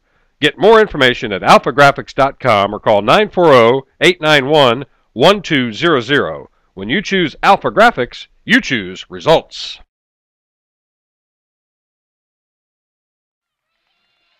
Welcome back to Kitty Magee Arena. 17:06 to play here, second half. TWU Pioneers led by 10 at the half, and Jasmine Patterson has come out for Midwestern State and scored 5 straight points to cut that lead to 31-26. And Savannah Carver is at the line now for the Mustangs, trying to cut into that lead further. She missed the first free throw, 73% free throw shooter. Second one on the way, off the mark as well. Pardon me. So Pioneers able to hold on to this 5-point lead there, dodging that bullet with the 2 free throws, and Pioneers with the basketball and a 5-point lead. Nuzum gets it to Hanna, top of the key. Her 3 on the way and good. Good, confident shot right there when you needed a senior to step in and stop the bleeding. 34-26 now. Jessica Hanna with 10 points. She'll now become the leading scorer in this game. That was huge. Carver gets it inside to Thompson, and shot off the mark from Thompson, rebounded by the Pioneers. 3 is up. Rebound off the mark. Shot off the mark, sorry. Rebound comes down. Good hustle by Jessica Hanna there. And the Pioneers get a fresh shot clock just over 16 to play here, holding on to an 8-point lead. Nuzum finds Atwood. Atwood, turnaround jumper. Baseline goes down. Nice pass from Nuzum. Even better shot from Atwood. Pushes the lead back to 10 points as the Pioneers rattle off 5 straight. The Pioneers continue to get really good looks at the basket just because of their away from the ball movement and being patient. It's been a good formula so far for the Pioneers. DeGilia got away with a little push off there, and then a step back jumper on the baseline goes down and makes it 36 to 28. Pioneers still on top. So, and what I was saying earlier, and we'll see, was that, you know, we went early in the game and we had 7 or 8 straight minutes with no fouls called. And then all of a sudden we came out of the gate and they called 2 tiny little touch fouls and sent Midwestern to the line as what a pass Thurman by Jessica Hanna converts on the beautiful pass from Hanna, pushes that lead back to 10, but DeGilia quickly the other way. Her layup won't go down, but rebound pulled in by Patterson. Her left-hand shot goes up off the glass, rolls in, and we're going back and forth here in this contest. And Coach Beth Gilson was not happy with that, the way the game was being called early there in the second half. Those 2 fouls, as we mentioned, sent the Mustangs to the line for 4 free throws. And I think that, and to stop some of the other bleeding, you know, was why she called that timeout. Nuzum 3 on the way. She knocks it down. A huge three-pointer from Brittney Nuzum there to push the lead back up to 11. Now we're going back inside to Jasmine Patterson, and Patterson's just defying the Pioneers to stop her. That time there was some contact, and Patterson went down hard, and she's still on the floor. You could hear it and feel it. It was just really shook the floor, and she's that hurt. And we are at our under-16 media timeout, and it's also, unfortunately, an injury timeout now as Jasmine Patterson is down on the floor. 14:20 to go, second half, TWU 41, Midwestern State 32. We'll take a break, come right back. You may think all investment firms are the same. However, Edward Jones has made a conscious decision to serve you, the individual investor, differently. It's more than lip service. See for yourself how this approach can help make a difference for you and your family. Call Edward Jones of Denton at 940-565-0100 and start making sense of your investing. McDonald's is proud to support the Texas Women's University Pioneers. With 5 Denton locations, there's a McDonald's near you. All Denton area McDonald's are owned and operated by Phillips Brothers Restaurants.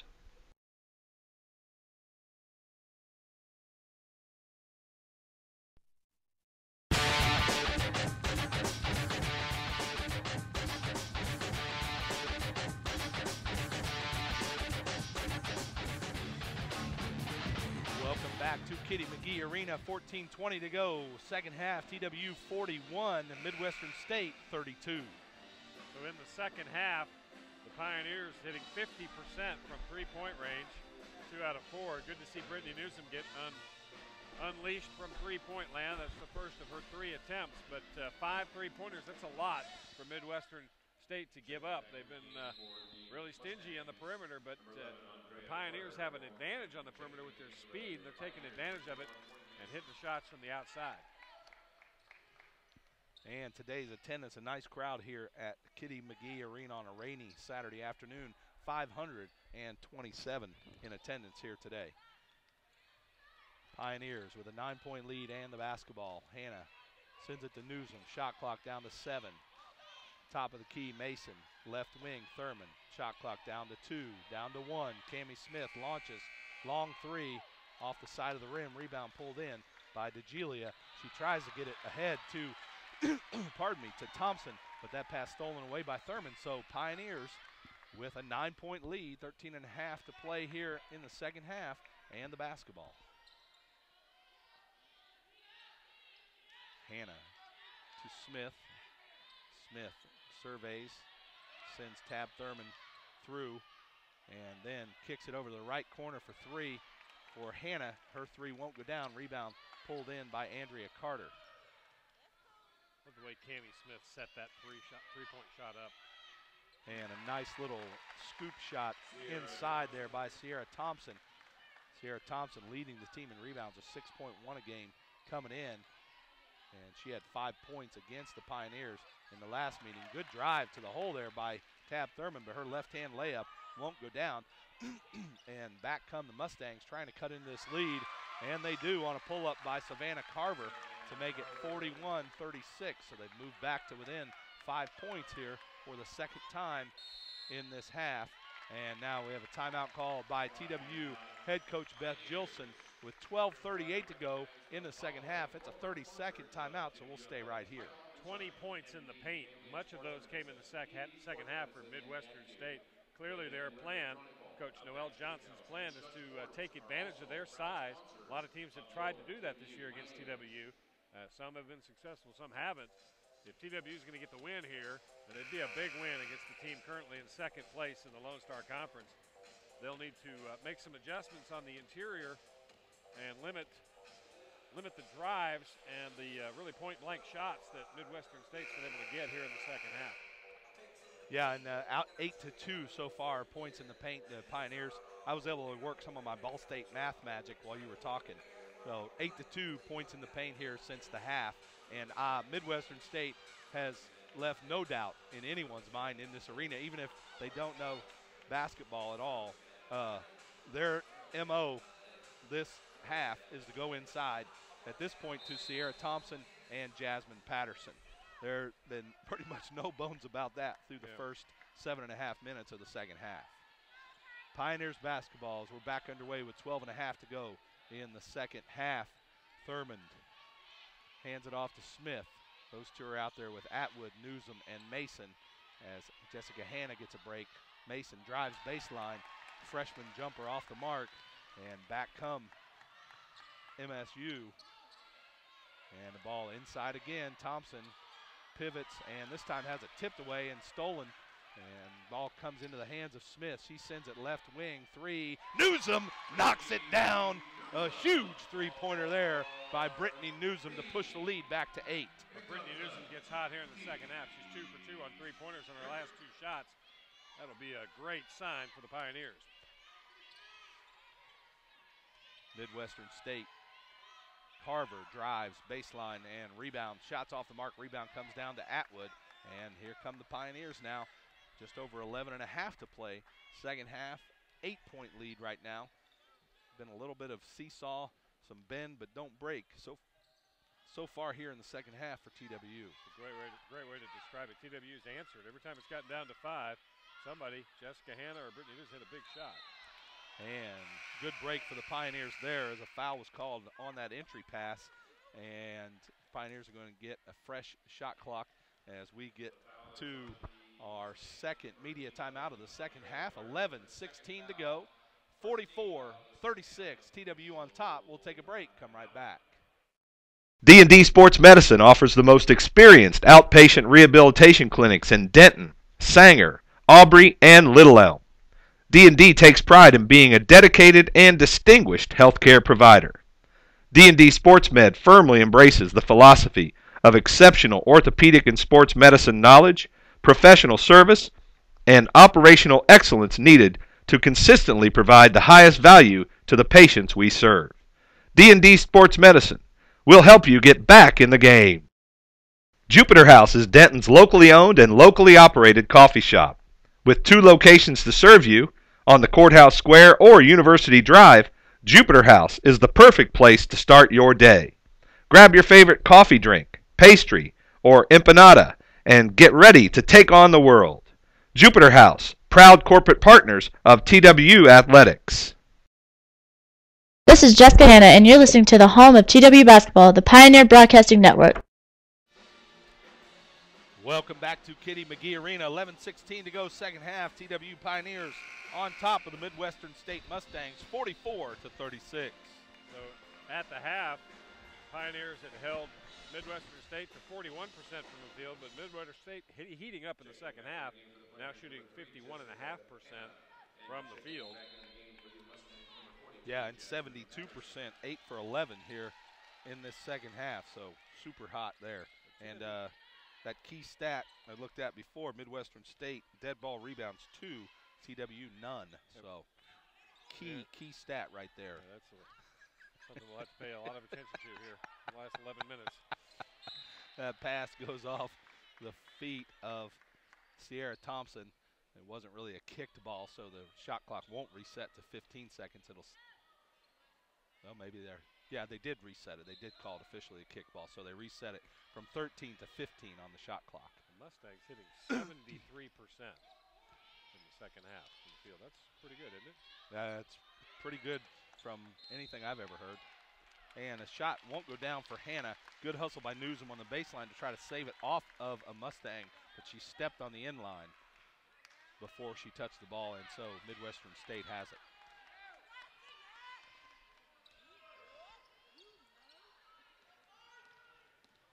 Carver with the basketball. Sends it to DeGilia. DeGilia gets a high ball screen from Patterson, then drives all the way down the lane.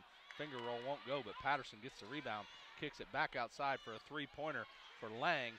Her three won't go down. Rebound comes to Tab Thurman, and she was mugged in the lane. I'll tell you, you can get arrested for what happened to her in at least 40 of the 50 states, and instead, the jump ball is called, and the possession arrow does favor TWU. I don't want to go to the 10 states that wouldn't get you arrested for that.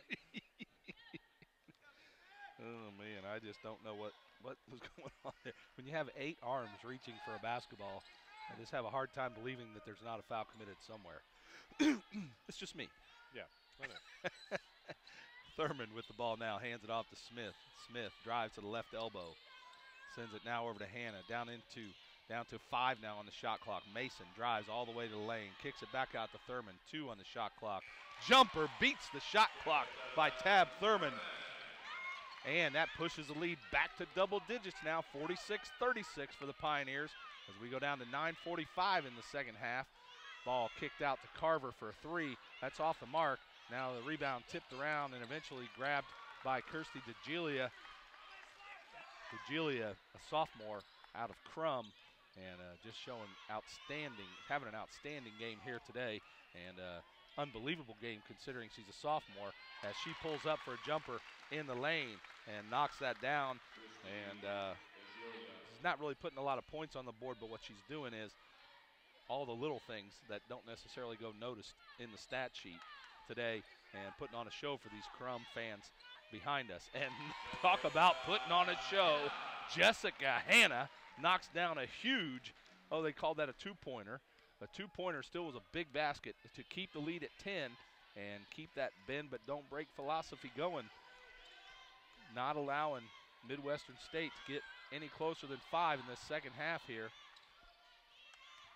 Thompson in the post puts up a left-hand hook, and well, Jessica Hanna has each one of her shots. She's getting great position, getting her feet set exactly like you want to, and I think she's kind of got that sense that anything I put up there is going to go down today, and that's a great omen for the Pioneers. Jessica Hanna, one of the 2 seniors, her and Cambria Smith, and they don't intend to have this season end without making some noise. Yeah, exactly. And Sierra Thompson at the line, 66% free throw shooter. Midwestern State came in as a team shooting 70% from the free throw line, and they're really struggling today. I've got them at 1 of 8, now 1 of 9 from the free throw line on the day. And so, again, big break there for the Pioneers to have a 70% free throw shooting team come in and shoot it that poorly so far. Baseline jumper, Hanna won't go down. Rebound pulled in by Ashley Rush.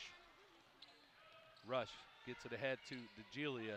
DeGilia tried to dump it inside, but the ball stolen away by Jackie Nickel, who came in during those free throws to give Cambria Smith a breather. So out on the floor for the Pioneers now, Nickel, Nuzum, Atwood, Hanna, and Mason. Gilson pleading with their team to be patient. With a 10-point lead with 8 minutes to go. Mason with the basketball, 10 seconds on the shot clock now. Newsom starts to drive, kicks it to Nickel, now down to 5 on the shot clock. Nickel pull up long 3 off the mark, and rebound comes down into the hands of Andrea Carter.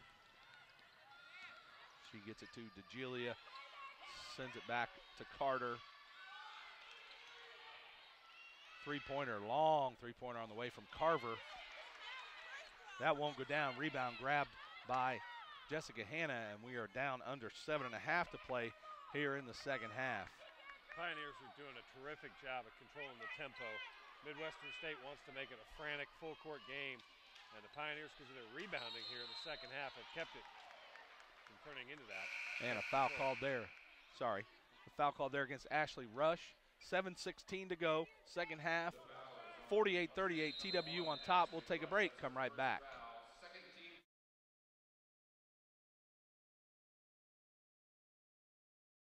James Wood Auto Park is a proud sponsor of the TWU Pioneers. With dealership locations in both Denton and Decatur, James Wood is the place to go for your next automobile purchase.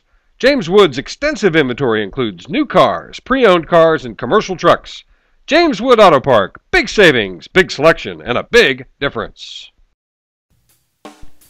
Texas Health Presbyterian Hospital Denton is the official healthcare provider for TWU Athletics. Texas Health Presbyterian Hospital Denton is a 255-bed hospital featuring more than 43 specialties, accompanied by a relationship-based care model, which places the patient and family at the center of the decision-making process. Healing hands, caring hearts. Texas Health Presbyterian Hospital, Denton.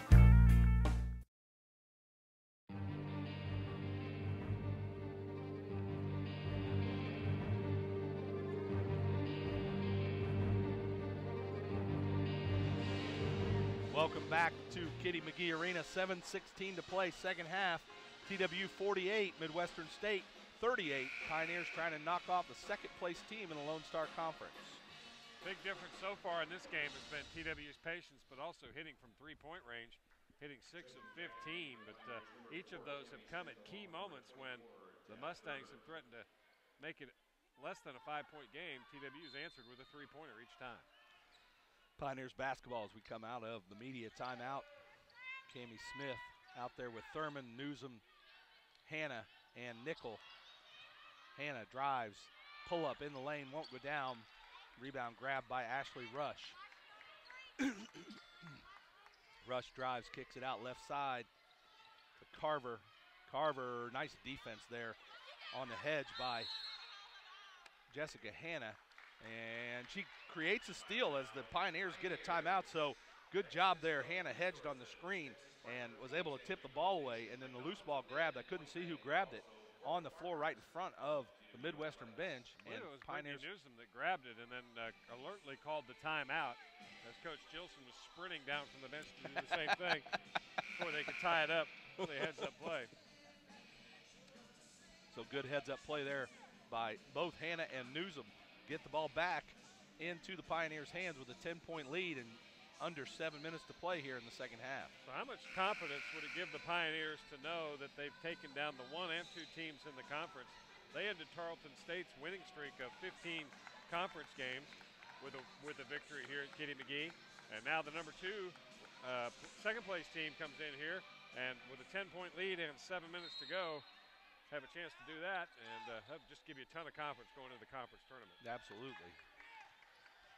Cambria Smith with the ball now for the Pioneers. Gets it to Nuzum. Nuzum hounded by Ashley Rush. And then to Hanna. Now to Nickel. Nickel to Smith, left wing. Hanna, the ball top of the key. Gets it to Nuzum, down to 5 on the shot clock. Nickel gets it inside to Hanna. Hanna drives baseline, reverse layup. Knocks it in off the glass. Ties the biggest lead of the game for the Pioneers at 12. I'm going to rename my youngest Jessica. And speaking of Jessica, she gets a steal there. And now the Pioneers in even better shape than they were coming out of that timeout, as we are at exactly 6 minutes to play here in the second half, and TWU holds on to a 12-point lead. Terrible call there by the official. I watched that develop all the way, and Tab Thurman was set, and that was poor communication on the part of Midwestern State's teammates as Carver just ran into Thurman, who was perfectly set, and they called the offensive foul there on Thurman. Are you laughing at me because I always say terrible call? Yeah, just a little bit. Nothing personal. Just I'm laughing with you, not at you. Exactly. TWU has held the Mustangs to 38 points with 6 minutes to go. Mustangs came into this game averaging 74.5, number one offensive team in the conference. What a performance so far defensively by the Pioneers. Well, and that actually was Tab Thurman's 5th foul. She fouls out of the game. Very unfortunate to go out on a foul like that. Like I said, I watched it develop all the way. She did not move a muscle. It was an absolutely horrific call to go out with your 5th free throw. So hopefully, 5th foul, I'm sorry. So hopefully that won't. And a little bit of a makeup call, I think, without question there, as Carissa Lang is called for the offensive foul with the throwing the elbow on Jessica Hanna. So, okay, I'll shut up now. We're even. All right, Tabitha Thurman still end the game with 6 points, 2 rebounds in 20 minutes. Cambria Smith drives all the way down, gets it to Nickel. Nickel kicks it back out to Hanna, and Hanna, the senior captain, wisely resets the Pioneer offense as they hold on to a 12-point lead with 5.5 minutes to go. Shot clock now down to 10, and pass stolen away by Sierra Thompson. Back comes DeGilia. She drives into the lane and is cut off by Crystal Atwood.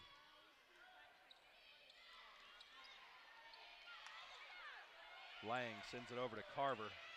Carver kicks it out. Jumper on the way for Thompson. Goes down. Makes it 50-40 now. Pioneers on top. Cambria Smith with the ball. Dribbles through 3 players and is fouled by Carver. That's just going to be the 4th team foul against Midwestern State. Only 3 team fouls in this half on the Pioneers. For Savannah Carver, one of those fouls that probably saved an easy bucket, especially with Cambria Smith at quarterback. She had several options to go to. Might have been just a fast break layup for the Pioneers had Carver not reached in to try to slow the momentum. Toree Mason inbounds the ball to Smith for the Pioneers. Those two are out there with Nuzum, Hanna, and Atwood. Hanna with the ball on the right wing in front of the TWU bench. Gets it to Atwood. Now left wing to Smith. Nuzum has a tough time finding the handle, but it ends up in the hands of Smith, who drives all the way down the lane, dumps it off to Atwood. Atwood's layup off the glass is good. Back to a 12-point lead for TWU. 9 assists for Cambria Smith. That's her season average. Mentioned a couple right there. Yeah, mentioned a couple times during the broadcast. She came in 2nd in the nation in assists per game, and a foul called there on Jessica Hanna as Andrea Carter going up for a shot inside, and that's going to send Carter, a 71% free throw shooter, to the line. Carter from color commentator Andy Smith's favorite town of Angleton, Texas. I don't know if it's my favorite town. I just have a good friend that lives there. I'm just kidding. And great seafood you'll find in Angleton, Texas. Really? And if you just drove to a neighboring town, you'd find Nolan Ryan's Ranch. What town is that? Alvin. Alvin? Mm-hmm. Free throw off the mark. First one off the mark. Now, if we were to go to Indiana, I'm sure you could dominate me in small town knowledge. The seafood in Indiana is incredible. And the Mexican food as well. It's unbelievable. No. Probably about like the Mexican cuisine in Alaska. Maybe. 52-41, one of the free throws knocked down there by Carter. And Pioneers with the basketball, just over 4 minutes to go, and an 11-point lead. Down to 9 on the shot clock, and Cambria Smith with her 10th assist of the game, and a big one as she finds Atwood inside for the left-hand layup. And oh my goodness, 3:48 to go. We are at our final media timeout of this second half, and TWU leads 54-41. Foul was called on Crystal Atwood there, and we will take a break right now and come right back. Locally owned and operated, Little Guys Movers is a company that's built on sweat, stiff backs, and the simple philosophy of do the right thing by people and you will be rewarded. Little Guys Movers offers local, long-distance, residential, corporate, and commercial moving services. When you're ready to move, give Little Guys a call at 940-484-5467. Little Guys Movers, what moves you? Dr. Michael Avenshine is one of the team doctors for your TWU Pioneers. Specializing in family and sports medicine, Dr. Avenshine enjoys taking care of the whole family, but there is just nothing more fun than being out on the field or in the gym taking care of athletes. Dr. Avenshine is located at the Medical Center of North Texas on Highway 380 in Crossroads. Give him a call at 940-365-9389.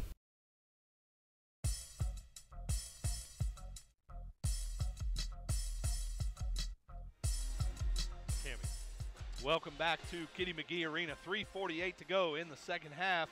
TWU Pioneers on top of the Midwestern State Mustangs, 54-41, holding on to their biggest lead of the game right now. Senior point guard Cambria Smith, 10 assists in this game. Her season high is 13, and with 3:48 to go in this game, the way she's been playing, that could be in jeopardy on the upside. Jessica Hanna, the leading scorer in the game with 14 points. Brittney Nuzum with 10, and Crystal Atwood with 12 for the Pioneers. Mustangs ball on the inbounds out of the timeout. Pardon me, the pass goes off the thigh of Patterson, bounces into the hands of DeGilia. Her three's off the mark, and a rebound pulled in by Cambria Smith. So things looking good for the Pioneers now with 3.5 minutes to play here in the second half. 13-point lead and the basketball. 5 team fouls on the Pioneers, 4 against Midwestern State in this half.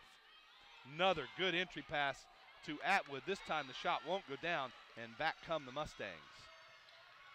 Carver, 3 on the way, rattles around and out, and the ball tipped around and eventually grabbed by Patterson. Now Carver drives baseline, and the blocking foul there called against Crystal Atwood. Carver would remind you a lot of Jessica Hanna, just the style of play, and great body control, knows how to use angles really well, and gets to the basket. She's not been shooting as well as she normally has. She's only got 9 points so far in this game. Another key statistic that stands out as Carver waits for free throws. So far in this game, 2 for 11 on free throws for the Mustangs, and that's got to make Coach Noel Johnson apoplectic. Look it up. Speaking of apoplectic, I'm a little bit apoplectic because that's the second TWU player that's fouled out now. That was the 5th foul on Crystal Atwood, and that stings a little because Crystal Atwood's had a terrific game. She got 12 points to go along with 7 rebounds, the leading rebounder of the game. This is not what the Pioneers want, as Mustangs putting points on the board without the clock running. 73% free throw shooter Savannah Carver knocks down the first and the second and cuts the lead to 11 with 3:06 to go. And Mustangs putting on some token pressure here, and they back off that very quickly. Now the ball in the hands of Jessica Hanna. She gets it to Smith. To Toree Mason. Now to Nuzum. Back to Hanna. 10 seconds on the shot clock. Pioneers happy to be patient here with a big lead. Screen and roll doesn't work there for Hanna and Nickel. And back the other way comes Carver. Pull-up jumper in the lane won't go down, but the rebound pulled in by Patterson, who travels, gets away with it, and then gets another cheap foul called on the inside. I was upset with one of the officials at one of the timeouts. Now I'm really upset with this other one. There's some really poor calls down the stretch. Well, the Pioneers just going to have to fight through that, because you can't really do anything about that. You got to fight through it, hang on to this 11-point lead with 2.5 minutes to go. And free throw knocked down by Patterson, cuts the lead down to 10. The Pioneers' ability to handle the pressure today of Midwestern State has been a big story here. Midwestern State known for that full court press, get a lot of turnovers, get some easy baskets. They haven't not been able to do that against the Pioneers today. Patterson knocks down both free throws to go to 15 points on the day. She only had 7 points in the first meeting of these two teams, so she's more than doubled that output. And a timeout called by the Mustangs, 32nd timeout, so we'll keep it right here. 54-45, TWU on top, 2.5 minutes left. 7 team fouls against TWU right now, 4 team fouls against Midwestern State. Pioneers led by 10 at the half, and we mentioned a couple of surges by the Mustangs. They got to within 5 2 times, and Pioneers have been able to keep that lead out at around 8, 10, 12 points for quite a while. Right now, the good news is there's only 2:30 left. The bad news is Atwood and Thurman have fouled out, and Midwestern on a bit of a surge. Both Atwood and Thurman were key parts of the interior defense tonight or today for the Pioneers, and they'll be missed over these last 2:30. The Pioneers, though, will have to hang in there. Be patient. Yeah, 18 points and 9 rebounds between the two of them. And also this forces a little bit of inexperience on the floor for the Pioneers, as you have 2 freshmen in there in Toree Mason and Jackie Nickel at a key point in the game. But the beauty of that is you don't get any better if you don't come in situations like this. No, and you don't. And you think at this point of the season, where you've played nearly 25 games, you're not really a freshman anymore. Good point. And there was a reaching foul there on DeGilia as she fouled Cambria Smith. And basically, Midwestern State is fouling on purpose right now to try to get the ball, to try to get us to the line and get possession of the ball. And I didn't see who that was, but one of the players, our players, was fouled right in front of the bench. Ball knocked off her foot and out of bounds, and Midwestern State's got it back now, trailing by 9 with just over 2 minutes to go. Carver into the high post to Thompson and gets it into Patterson. Nice play there to Jasmine Patterson, and a quick timeout called by Midwestern State. So the lead cut to 7 now with 2 minutes left. And Coach Beth Gilson, talking to the official that I have real problems with right now, has made about 5 calls straight down here in favor of Midwestern, all bad calls right in a row. And she's not happy with him either. But she had a nice little conversation with him there at the beginning of the timeout. In the last, 1 minute 57 seconds or 2 minutes, Midwestern's gone on a 6-0 run to close the gap, and the Pioneers will have to answer. Be patient. Can't afford to turn the ball over. You almost really have the Midwestern State in the point of the game where they need to foul.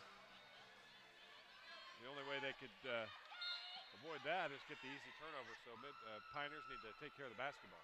Yeah, and Midwestern State putting on super heavy pressure here.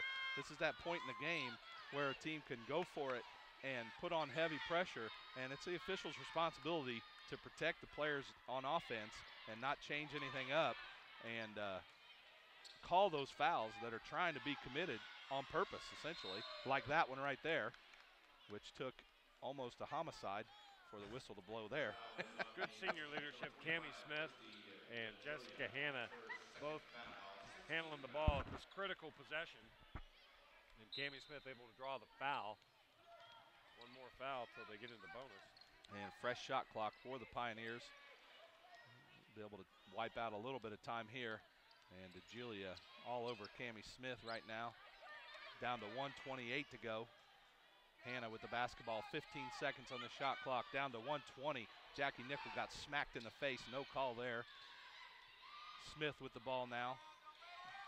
5 seconds left. Oh my goodness gracious. That's inexcusable. Inexcusable. She reached around, grabbed her arm, yanked on it. Smith lost the ball.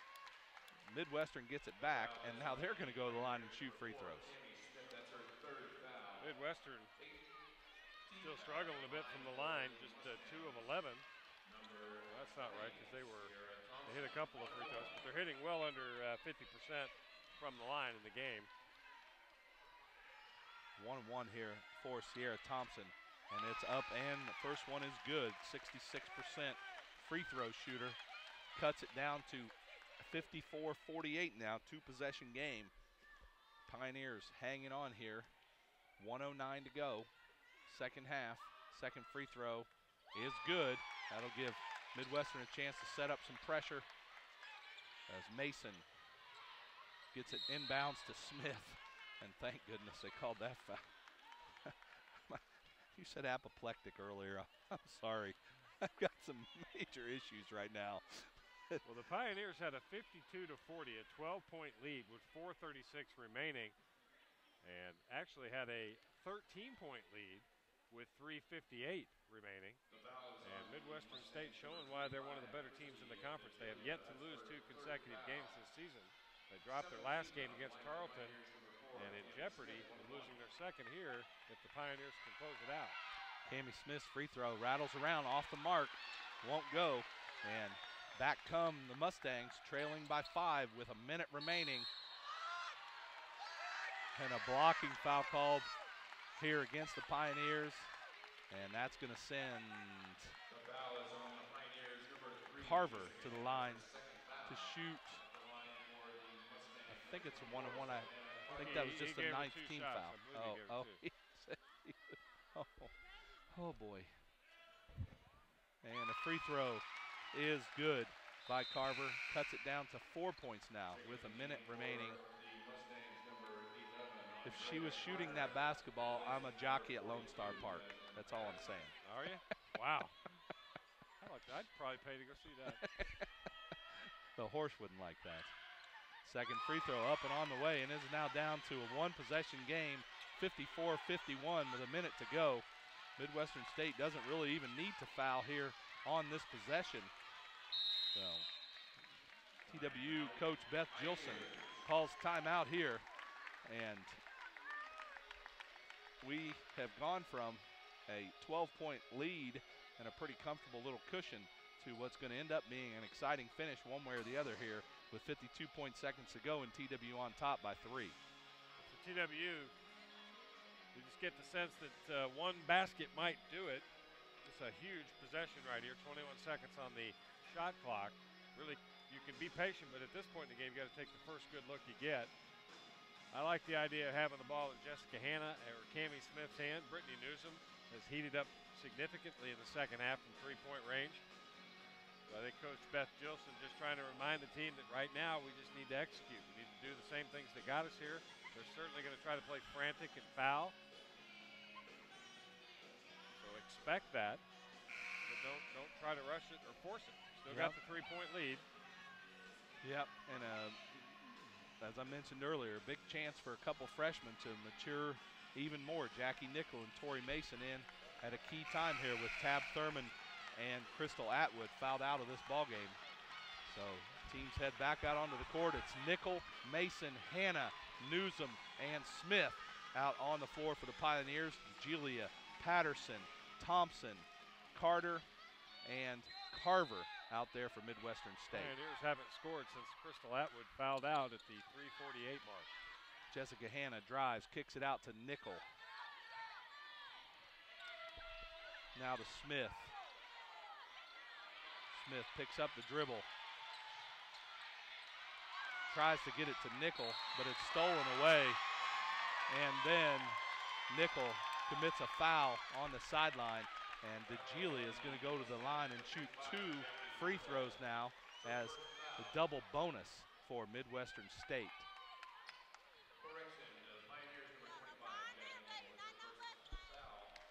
So Pioneers just got caught in a trap. Cambria Smith had nowhere to go. I thought Coach Gilson might call a timeout. Yeah, and we don't have the, on the board, it doesn't say how many timeouts are left, so I'm not sure how many timeouts each team has left. Yeah, I can't tell. Let me look it up. DeGilia's first free throw on the way and good.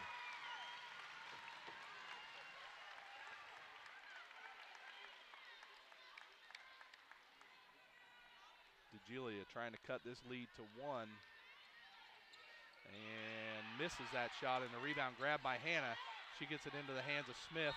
Back to Hanna, and I'll tell you what, it takes a lot for a foul to be called right now.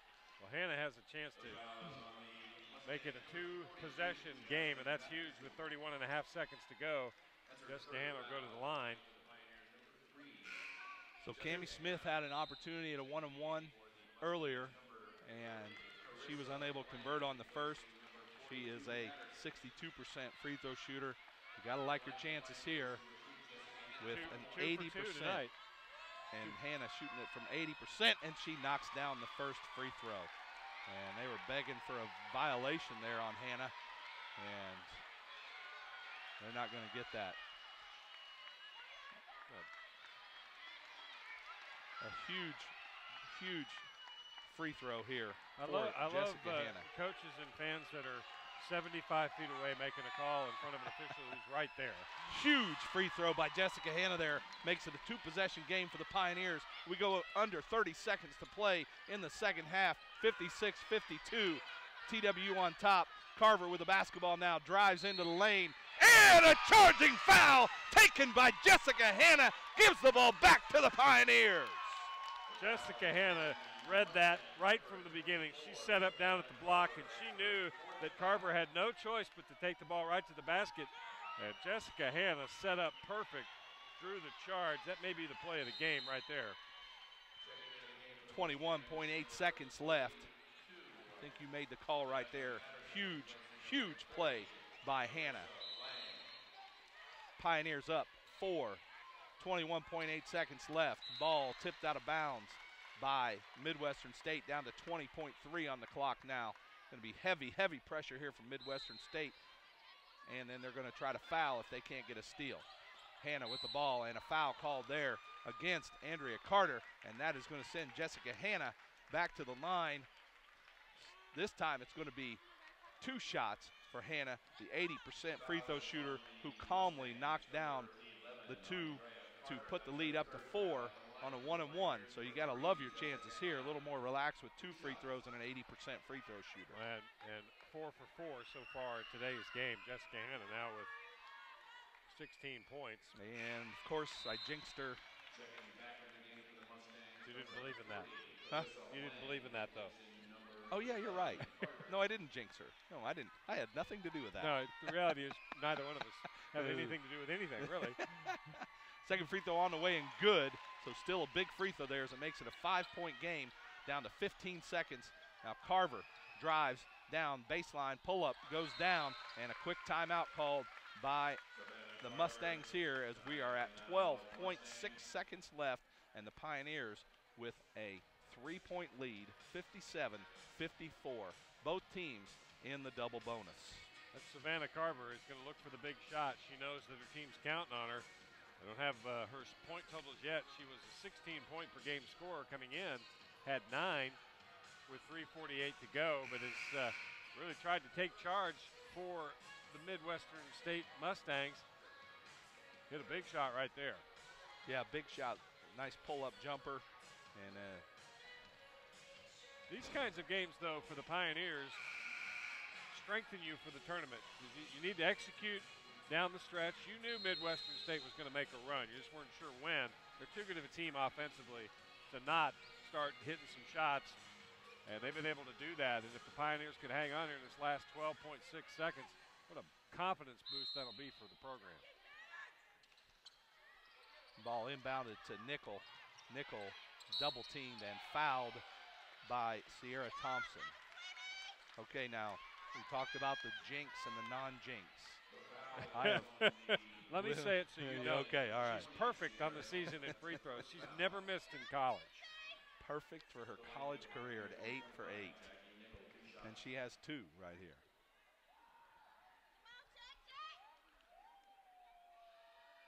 First one is off the mark, and I can no longer talk about that's it. That brings an end to the perfection of her college career. Well, let's say she made it through a good bit of the season.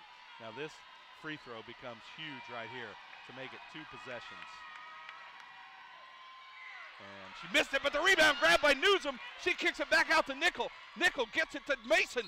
Mason trying to run out the clock. 4.1 seconds left. Huge rebound there by Brittney Nuzum off the missed free throw. And that was Midwestern State was looking at their bench. They were saying, get the rebound, call a timeout. And I think it was a little bit of a loss of focus there on actually getting the rebound, and a huge break for the Pioneers as Toree Mason essentially puts this game away with a free throw with 4.1 seconds left and giving TWU a 4-point lead. Well, Toree Mason hits that free throw. That's huge. How about the rebound by Brittney Nuzum? How many times has she made a clutch play when the Pioneers needed it? She's just got such great poise, and you just sense that the bigger the moment, the bigger the player she's going to be. Absolutely. Just a huge play there by Nuzum because Nickel missed both free throws, and it was 57-59 and 57-54, Pioneers on top. And you had to believe with the momentum right now and with the talent and the offense, as you said, they're coming in averaging, did you tell me, 74 points a game. 74.5 that, points a game. you know, they certainly would have a chance to come down and knock down a three and tie this game and send it to overtime. Instead, a great heads-up play by Nuzum, and then Pioneers able to erase some time off the clock and send Mason to the line for 2 free throws, which she knocks down, and it is now a 5-point lead with 4.1 seconds left, and you can almost kind of stand around and just watch right now, and the Pioneers are going to win this one. And I'll be honest with you, I know Coach Gilson could care less how they win it, even though it got ugly here at the end, because now they will have knocked off the first and second place teams in the Lone Star Conference. And if they can hang on, which certainly looks like they will, they'll go to 8 and 10 for conference play. That should do it right there. Just for good measure, Jessica Hanna gets a steal to end the ball game, and your final score, Midwestern State 59, TWU 59, Midwestern State 54. A huge win here for the TWU Pioneers, as on about 10 days ago they knocked off first place Tarleton State in the Lone Star Conference standings, and here today they have knocked off second place Midwestern State. So great performances here at home by the Pioneers in their past 2 ball games. This is TWU basketball on the Pioneer Broadcasting Network, home of the maroon and white. We are going to take a break, and we'll come back and recap today's game and hear from TWU head coach Beth Gilson and our Pioneer player of the game when we return for the Forum at Denton Station post-game show. The Forum at Denton Station, premier student living at an affordable price. We'll be back in just a moment. Dr. Michael Avenshine is one of the team doctors for your TWU Pioneers. Specializing in family and sports medicine, Dr. Avenshine enjoys taking care of the whole family, but there is just nothing more fun than being out on the field or in the gym taking care of athletes. Dr. Avenshine is located at the Medical Center of North Texas on Highway 380 in Crossroads. Give him a call at 940-365-9389.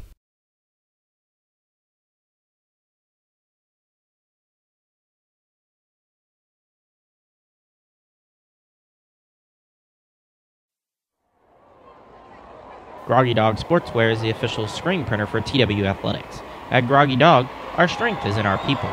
We have a very dedicated, professional team that includes sales and customer service, graphic design, and production.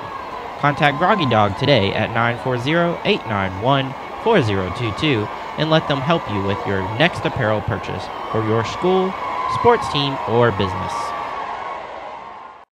This is Brittney Nuzum, and you're listening to the home of TWU Basketball, the Pioneer Broadcasting Network. Fast Signs of Denton is the official sign provider for your TWU Pioneers. Fast Signs will help you overcome all of your visual communication challenges. Their full-service sign and graphics center uses marketing and sign knowledge, state-of-the-art technology, project management, and innovative thinking to help you meet your business objectives. From vivid banners and graphic posters to outdoor building signs and car graphics, Fast Signs can help you craft the right message and place it in all the places it needs to be.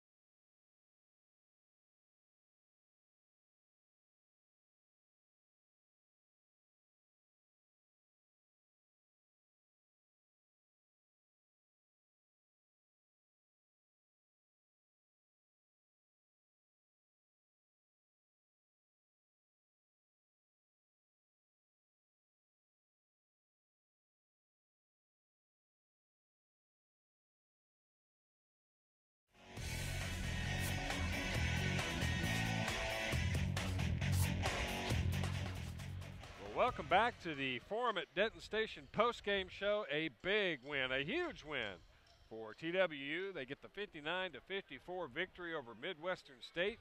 Midwestern State had been in sole possession of second place, and TWU fighting to make sure that they can get into the conference tournament again for the second consecutive year and defend their title. And a win today went a long way towards making sure that that happens. There's 2 games remaining on TWU's schedule, so anything is still possible, especially the way the conference has gone this year. TWU will travel for their next game to Kingsville, way down in the valley of South Texas, and take on Texas A&M Kingsville. And they have a 7-11 conference record, and Texas Women's University goes now to 8-10.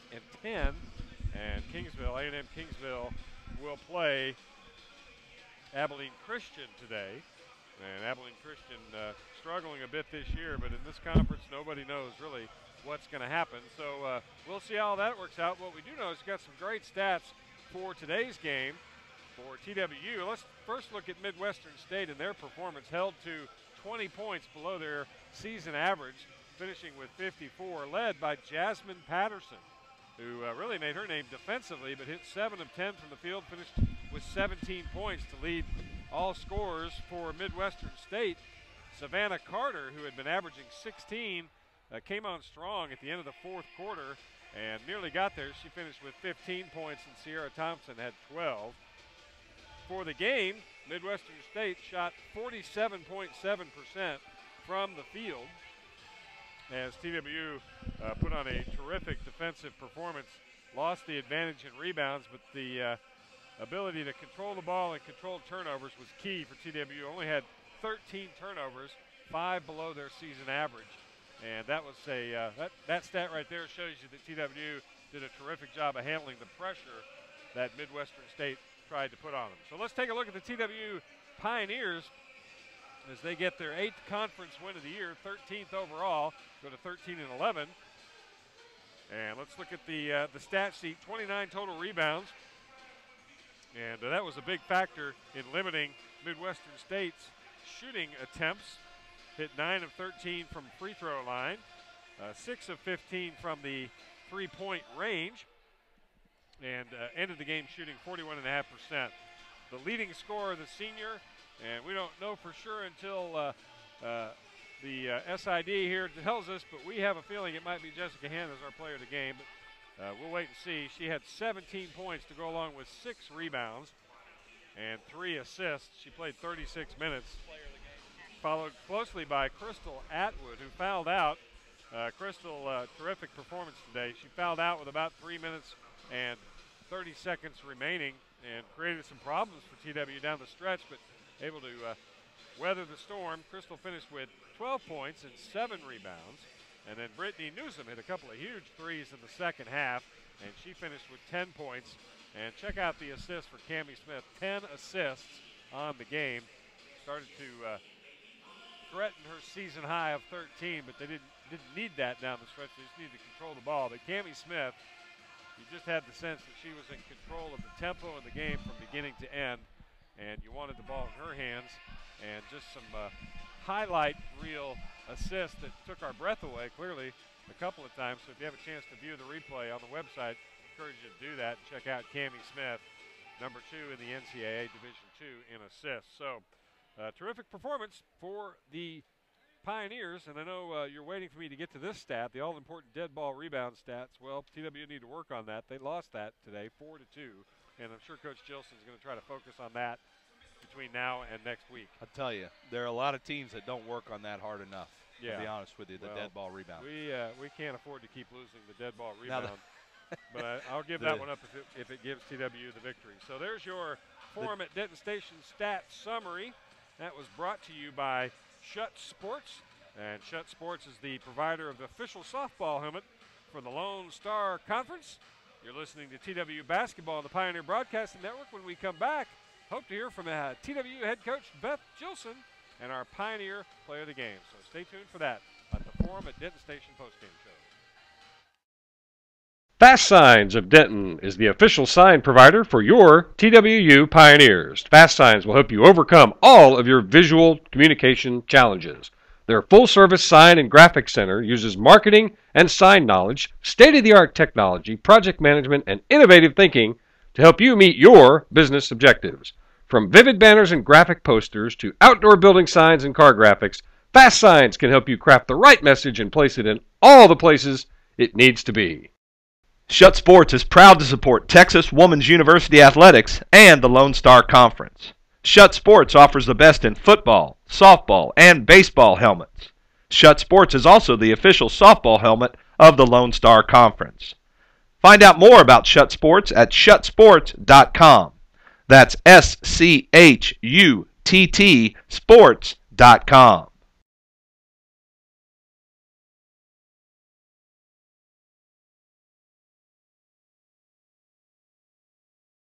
At Texas Spine, Orthopedics, and Rehabilitation in Denton, the doctors and staff are committed to providing comprehensive quality diagnosis and treatment of all orthopedic conditions and spine care. Dr. Paul Watley and the rest of the team at Texas Spine, Orthopedics, and Rehabilitation also provide top-notch care for the TWU Pioneers. Texas Spine, Orthopedics, and Rehabilitation. They're members of Texas Health Physicians Group. The Forum at Denton Station provides premier student living at an affordable price. Located just 10 minutes from the TWU Denton campus, the Forum offers awesome amenities, including a resort-style pool, stand-up tanning beds, a half-court basketball gym, door-to-door TWU shuttle service, a state-of-the-art fitness center, and a cyber cafe with Wi-Fi access and a coffee bar. The Forum at Denton Station. Make it happen.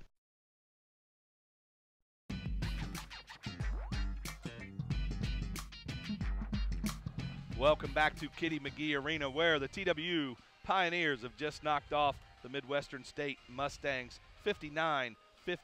Pioneers improved to 13-11 overall, 8-10 in the Lone Star Conference, and they dropped Midwestern State to 8-6 overall, 14-4 in the conference. We are pleased to be joined by Jessica Hanna, our Pioneer Player of the Game, and we will be talking to TWU head coach Beth Gilson soon as well. These interviews are brought to you by the Holiday Inn. The Holiday Inn, stay you. I'm not really sure what that means, Jessica, but just, I guess, be yourself. You know, be yourself, so I suppose. But, well, thanks a lot for joining us. A terrific game today. I think more than anything else, what I saw was some senior leadership for you, and I think you pretty much have accepted that role all season long. I've tried. We're all leaders out there. It's just I guess it just depends on whose night it's going to be, and we had a lot of people step up tonight. We had 2 players foul out, and so I was just really proud of the freshman that came in, and Toree came in and knocked down those big free throws, so congrats to her. Yeah, absolutely. Well, there were a couple times there was a lot of bend and don't break in the second half. You know, we'd led by 10 at the half, and they cut it down to 5 a couple of times, and you hit at least one big 3 during that stretch. Ended with 17 points, 6 rebounds, 5 of 6 from the free throw line, 3 assists, 4 steals, and no free throws bigger than that 1-and-1 that you knocked down to put it back to a 2-possession game.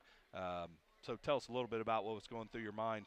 I wouldn't want to walk out and ask you while you're shooting, but after the game, since you made them, tell us what you're thinking when you go to the line. Shoot 80%, so you shoot it great, but you can never remove that pressure from your mind. No, that 1-on-1, I thought I left it short, so I just charged after it, and then it went in. I was like, whew, so that was a big relief off my shoulders right there. But then after that, I was like, oh, I got this. No big deal. So I'm confident when I go to the free throw because they're free. Like, you're supposed to make them.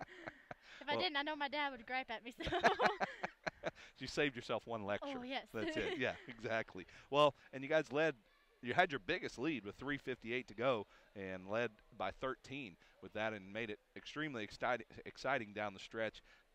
Don't really care because the win is the win is the win. You can really care less. A W is a W. Exactly. Especially in this conference and especially here at home. You know, we've played so well at home. But you've now knocked off number 1 Tarleton State, number 2 Midwestern State. Tell us a little bit about what that's going to mean to you guys headed into the tournament. That actually means a lot because we know we're going to either draw, if we come in the last seed, we're probably going to either draw number 1 or number 2 seed. And so we know that since we can beat them, you know, we can go in with the mindset saying that, oh, we can win. So I guess it's really good for us to go into the conference tournament like that with a win under our belt against them. Yeah, absolutely. Well, and you mentioned a couple. You mentioned earlier Toree Mason, but talk a little bit about Toree Mason, Tab Thurman, Jackie Nickel coming off the bench, but especially today when, well, Thurman obviously fouled out, but when you had Raquel Cuffey go down with the injury and then Crystal foul out. Talk about a little bit about the bench play of those three. Oh, they came off the bench with a spark, and I was so excited because it just kind of took a little bit of weight off of mine and Brittany's shoulders because people do look to us to score, and so whenever we have other people that can come in and shoot and knock down shots, it helps a lot. Yeah, absolutely, to have that pressure pulled off of you. Well, fantastic game for you here. I noticed you padded your steals record there at the end. That was pretty cool, One though. more. You just snuck in there and got one. I just scared her, that's all. Just make sure. Yeah, exactly. Just make sure it's a little harder for anybody to break that record of yours. So I like that. I won't even call it a cheapie. It really wasn't cheap. No, I didn't get it. You had to hustle to get that steal. Well, so. I knew she was coming around those two screens. I was like, well, I'm going to beat her there, and then I didn't beat her there, but at least I scared her enough to drop the ball. There you go, exactly. Well, congratulations on being chosen the Pioneer Player of the Game. Just an outstanding performance again today. 17.6 rebounds, 3 assists, 4 steals, 5 of 6 from the line, and big 1-on-1 free throws made there to push it to a 2-possession game late in the game. So congratulations, and we appreciate you stopping by. Thank you. All right, thanks a lot to Jessica Hanna for coming by. We appreciate her time, and we will catch up with TWU head coach Beth Gilson in a minute. Sorry, I'm laughing at Jessica Hanna because she's got to stick around for another interview. I guess that's what happens when you play well. You get stuck doing the interviews. So, and actually perfect timing as TWU head coach Beth Gilson walks over. Coach, congratulations. Thanks. That was fascinating, to say the least, down the stretch. Yes. Thanks a lot. We made it interesting. We had our biggest lead, 13 points with 3:58 left. As you said, made it very interesting down the stretch. In all honesty, there was one particular official that I was ready to throttle during that stretch. Yeah. There were about 8 calls straight that went right against us on Yeah, everything. I thought that was pretty tough. And that was kind of ugly, but I just had to let that. I had to let a little air out of that tire for myself. Yeah, and there was a huge one that finally did go our way, which was the charge that they called, which I thought we had a hard time getting a feel for what a charge was during the game. Exactly. But, we've got to be able to adjust, and sometimes it goes your way and sometimes it doesn't. And I thought our players showed a lot of character and poise down the stretch, not letting that get to them. Absolutely. And it certainly is a huge victory for your crew right now. You moved to 13-11 overall, 8-10 in the Lone Star Conference. But more importantly, you've now knocked off the number 1 and number 2 teams in the conference. And I said you had to send a message when we beat Tarleton. And certainly this sends an even bigger message as we head into the tournament. So tell us a little bit about what this means to your team, again, for their confidence to be able to knock off these 2 teams. And I think the tournament obviously is looking better and better. We're still battling for a spot, but numerically we're not there, but you got to believe, we're going to make it. We're not surprised that we beat them. We know that we can play with anybody in the conference, and that's something we've talked about. But I thought since the Tarleton game, we've been doing a better job of playing a consistent 40 minutes. We had a little bad stretch tonight, the last 4 minutes, where I thought we just kind of played on our heels and didn't execute offensively. But we also had 3 starters sitting on the bench, so that forced some other people to have to step up, which they did, and that experience will benefit them. But this team, they know they can beat anybody in the conference. Cameron game, that was a nail biter. Really struggled in the second half, shot 15% and only lost by 4. So they know that. This gives us confidence going into a road game, which we know we need to be better on the road. And so we're looking forward to going to Kingsville and then wrapping it up at home against Incarnate Word. And elaborate a little bit on I wrote down about your bench play on Toree Mason, Tab Thurman, and Jackie Nickel. Some big minutes late down the stretch, especially for the 2 freshmen, Mason and Nickel there under a pressure situation.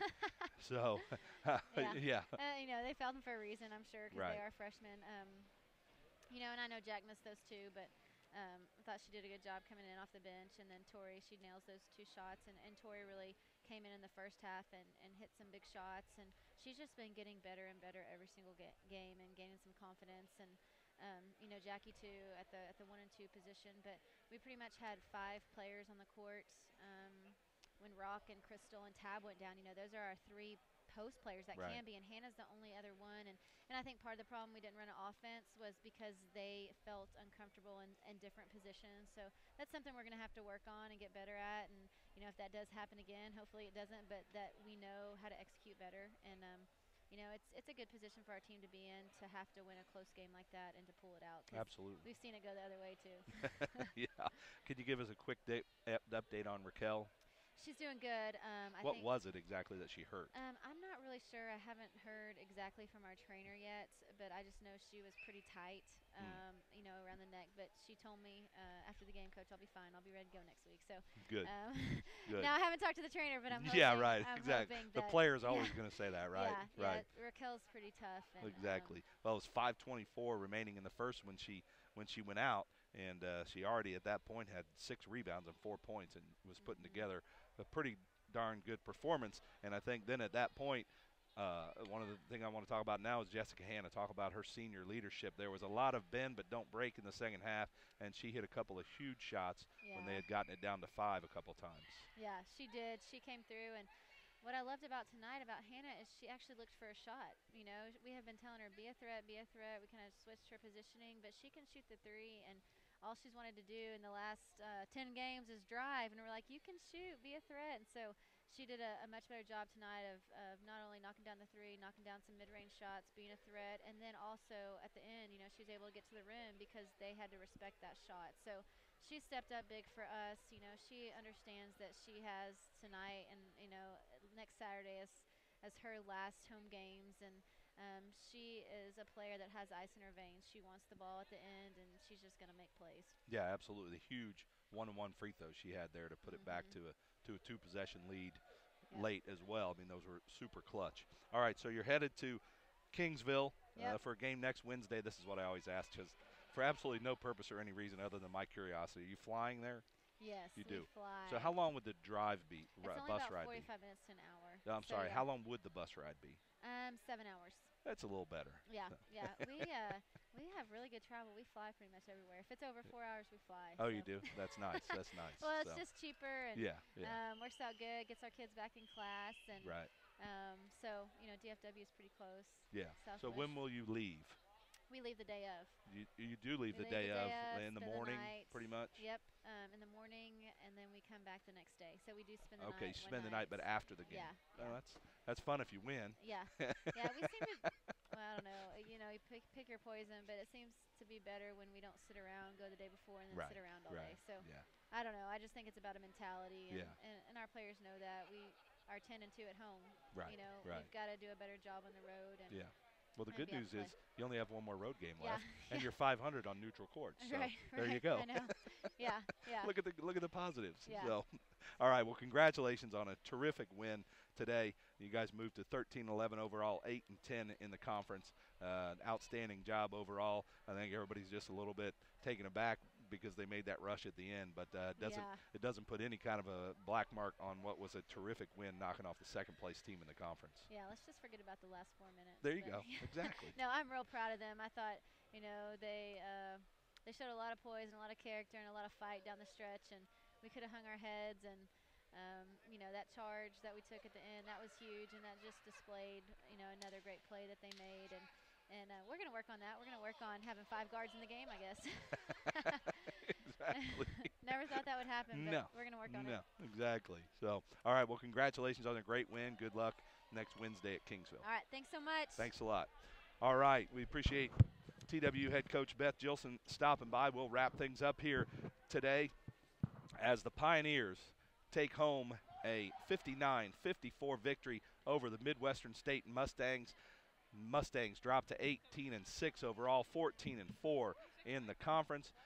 Pioneers improved to 13-11 overall, 8-10 in the conference. So huge win for the Pioneers here, as in their last 2 home games they've knocked off the number 1 team in the conference, Tarleton State, and the number 2 team in the Lone Star Conference, Midwestern State. Well, don't forget, Pioneer fans, we'll be back on the air with more TWU basketball next Saturday for the final regular season game for the Pioneers when they host Incarnate Word. It'll be senior day, and the first 200 fans through the door get a free TWU t-shirt. Our pregame show will start at 1:35, tip-off set for 2 p.m. We'd like to thank our producer, Jonathan Whitmus, for all his help with bringing you today's game. For color commentator Andy Smith, I'm Steve Sheridan saying so long from Kitty Magee Arena. You've been listening to TWU Basketball on the Pioneer Broadcasting Network, home of the Maroon and White. Good afternoon, everybody, and thanks for listening.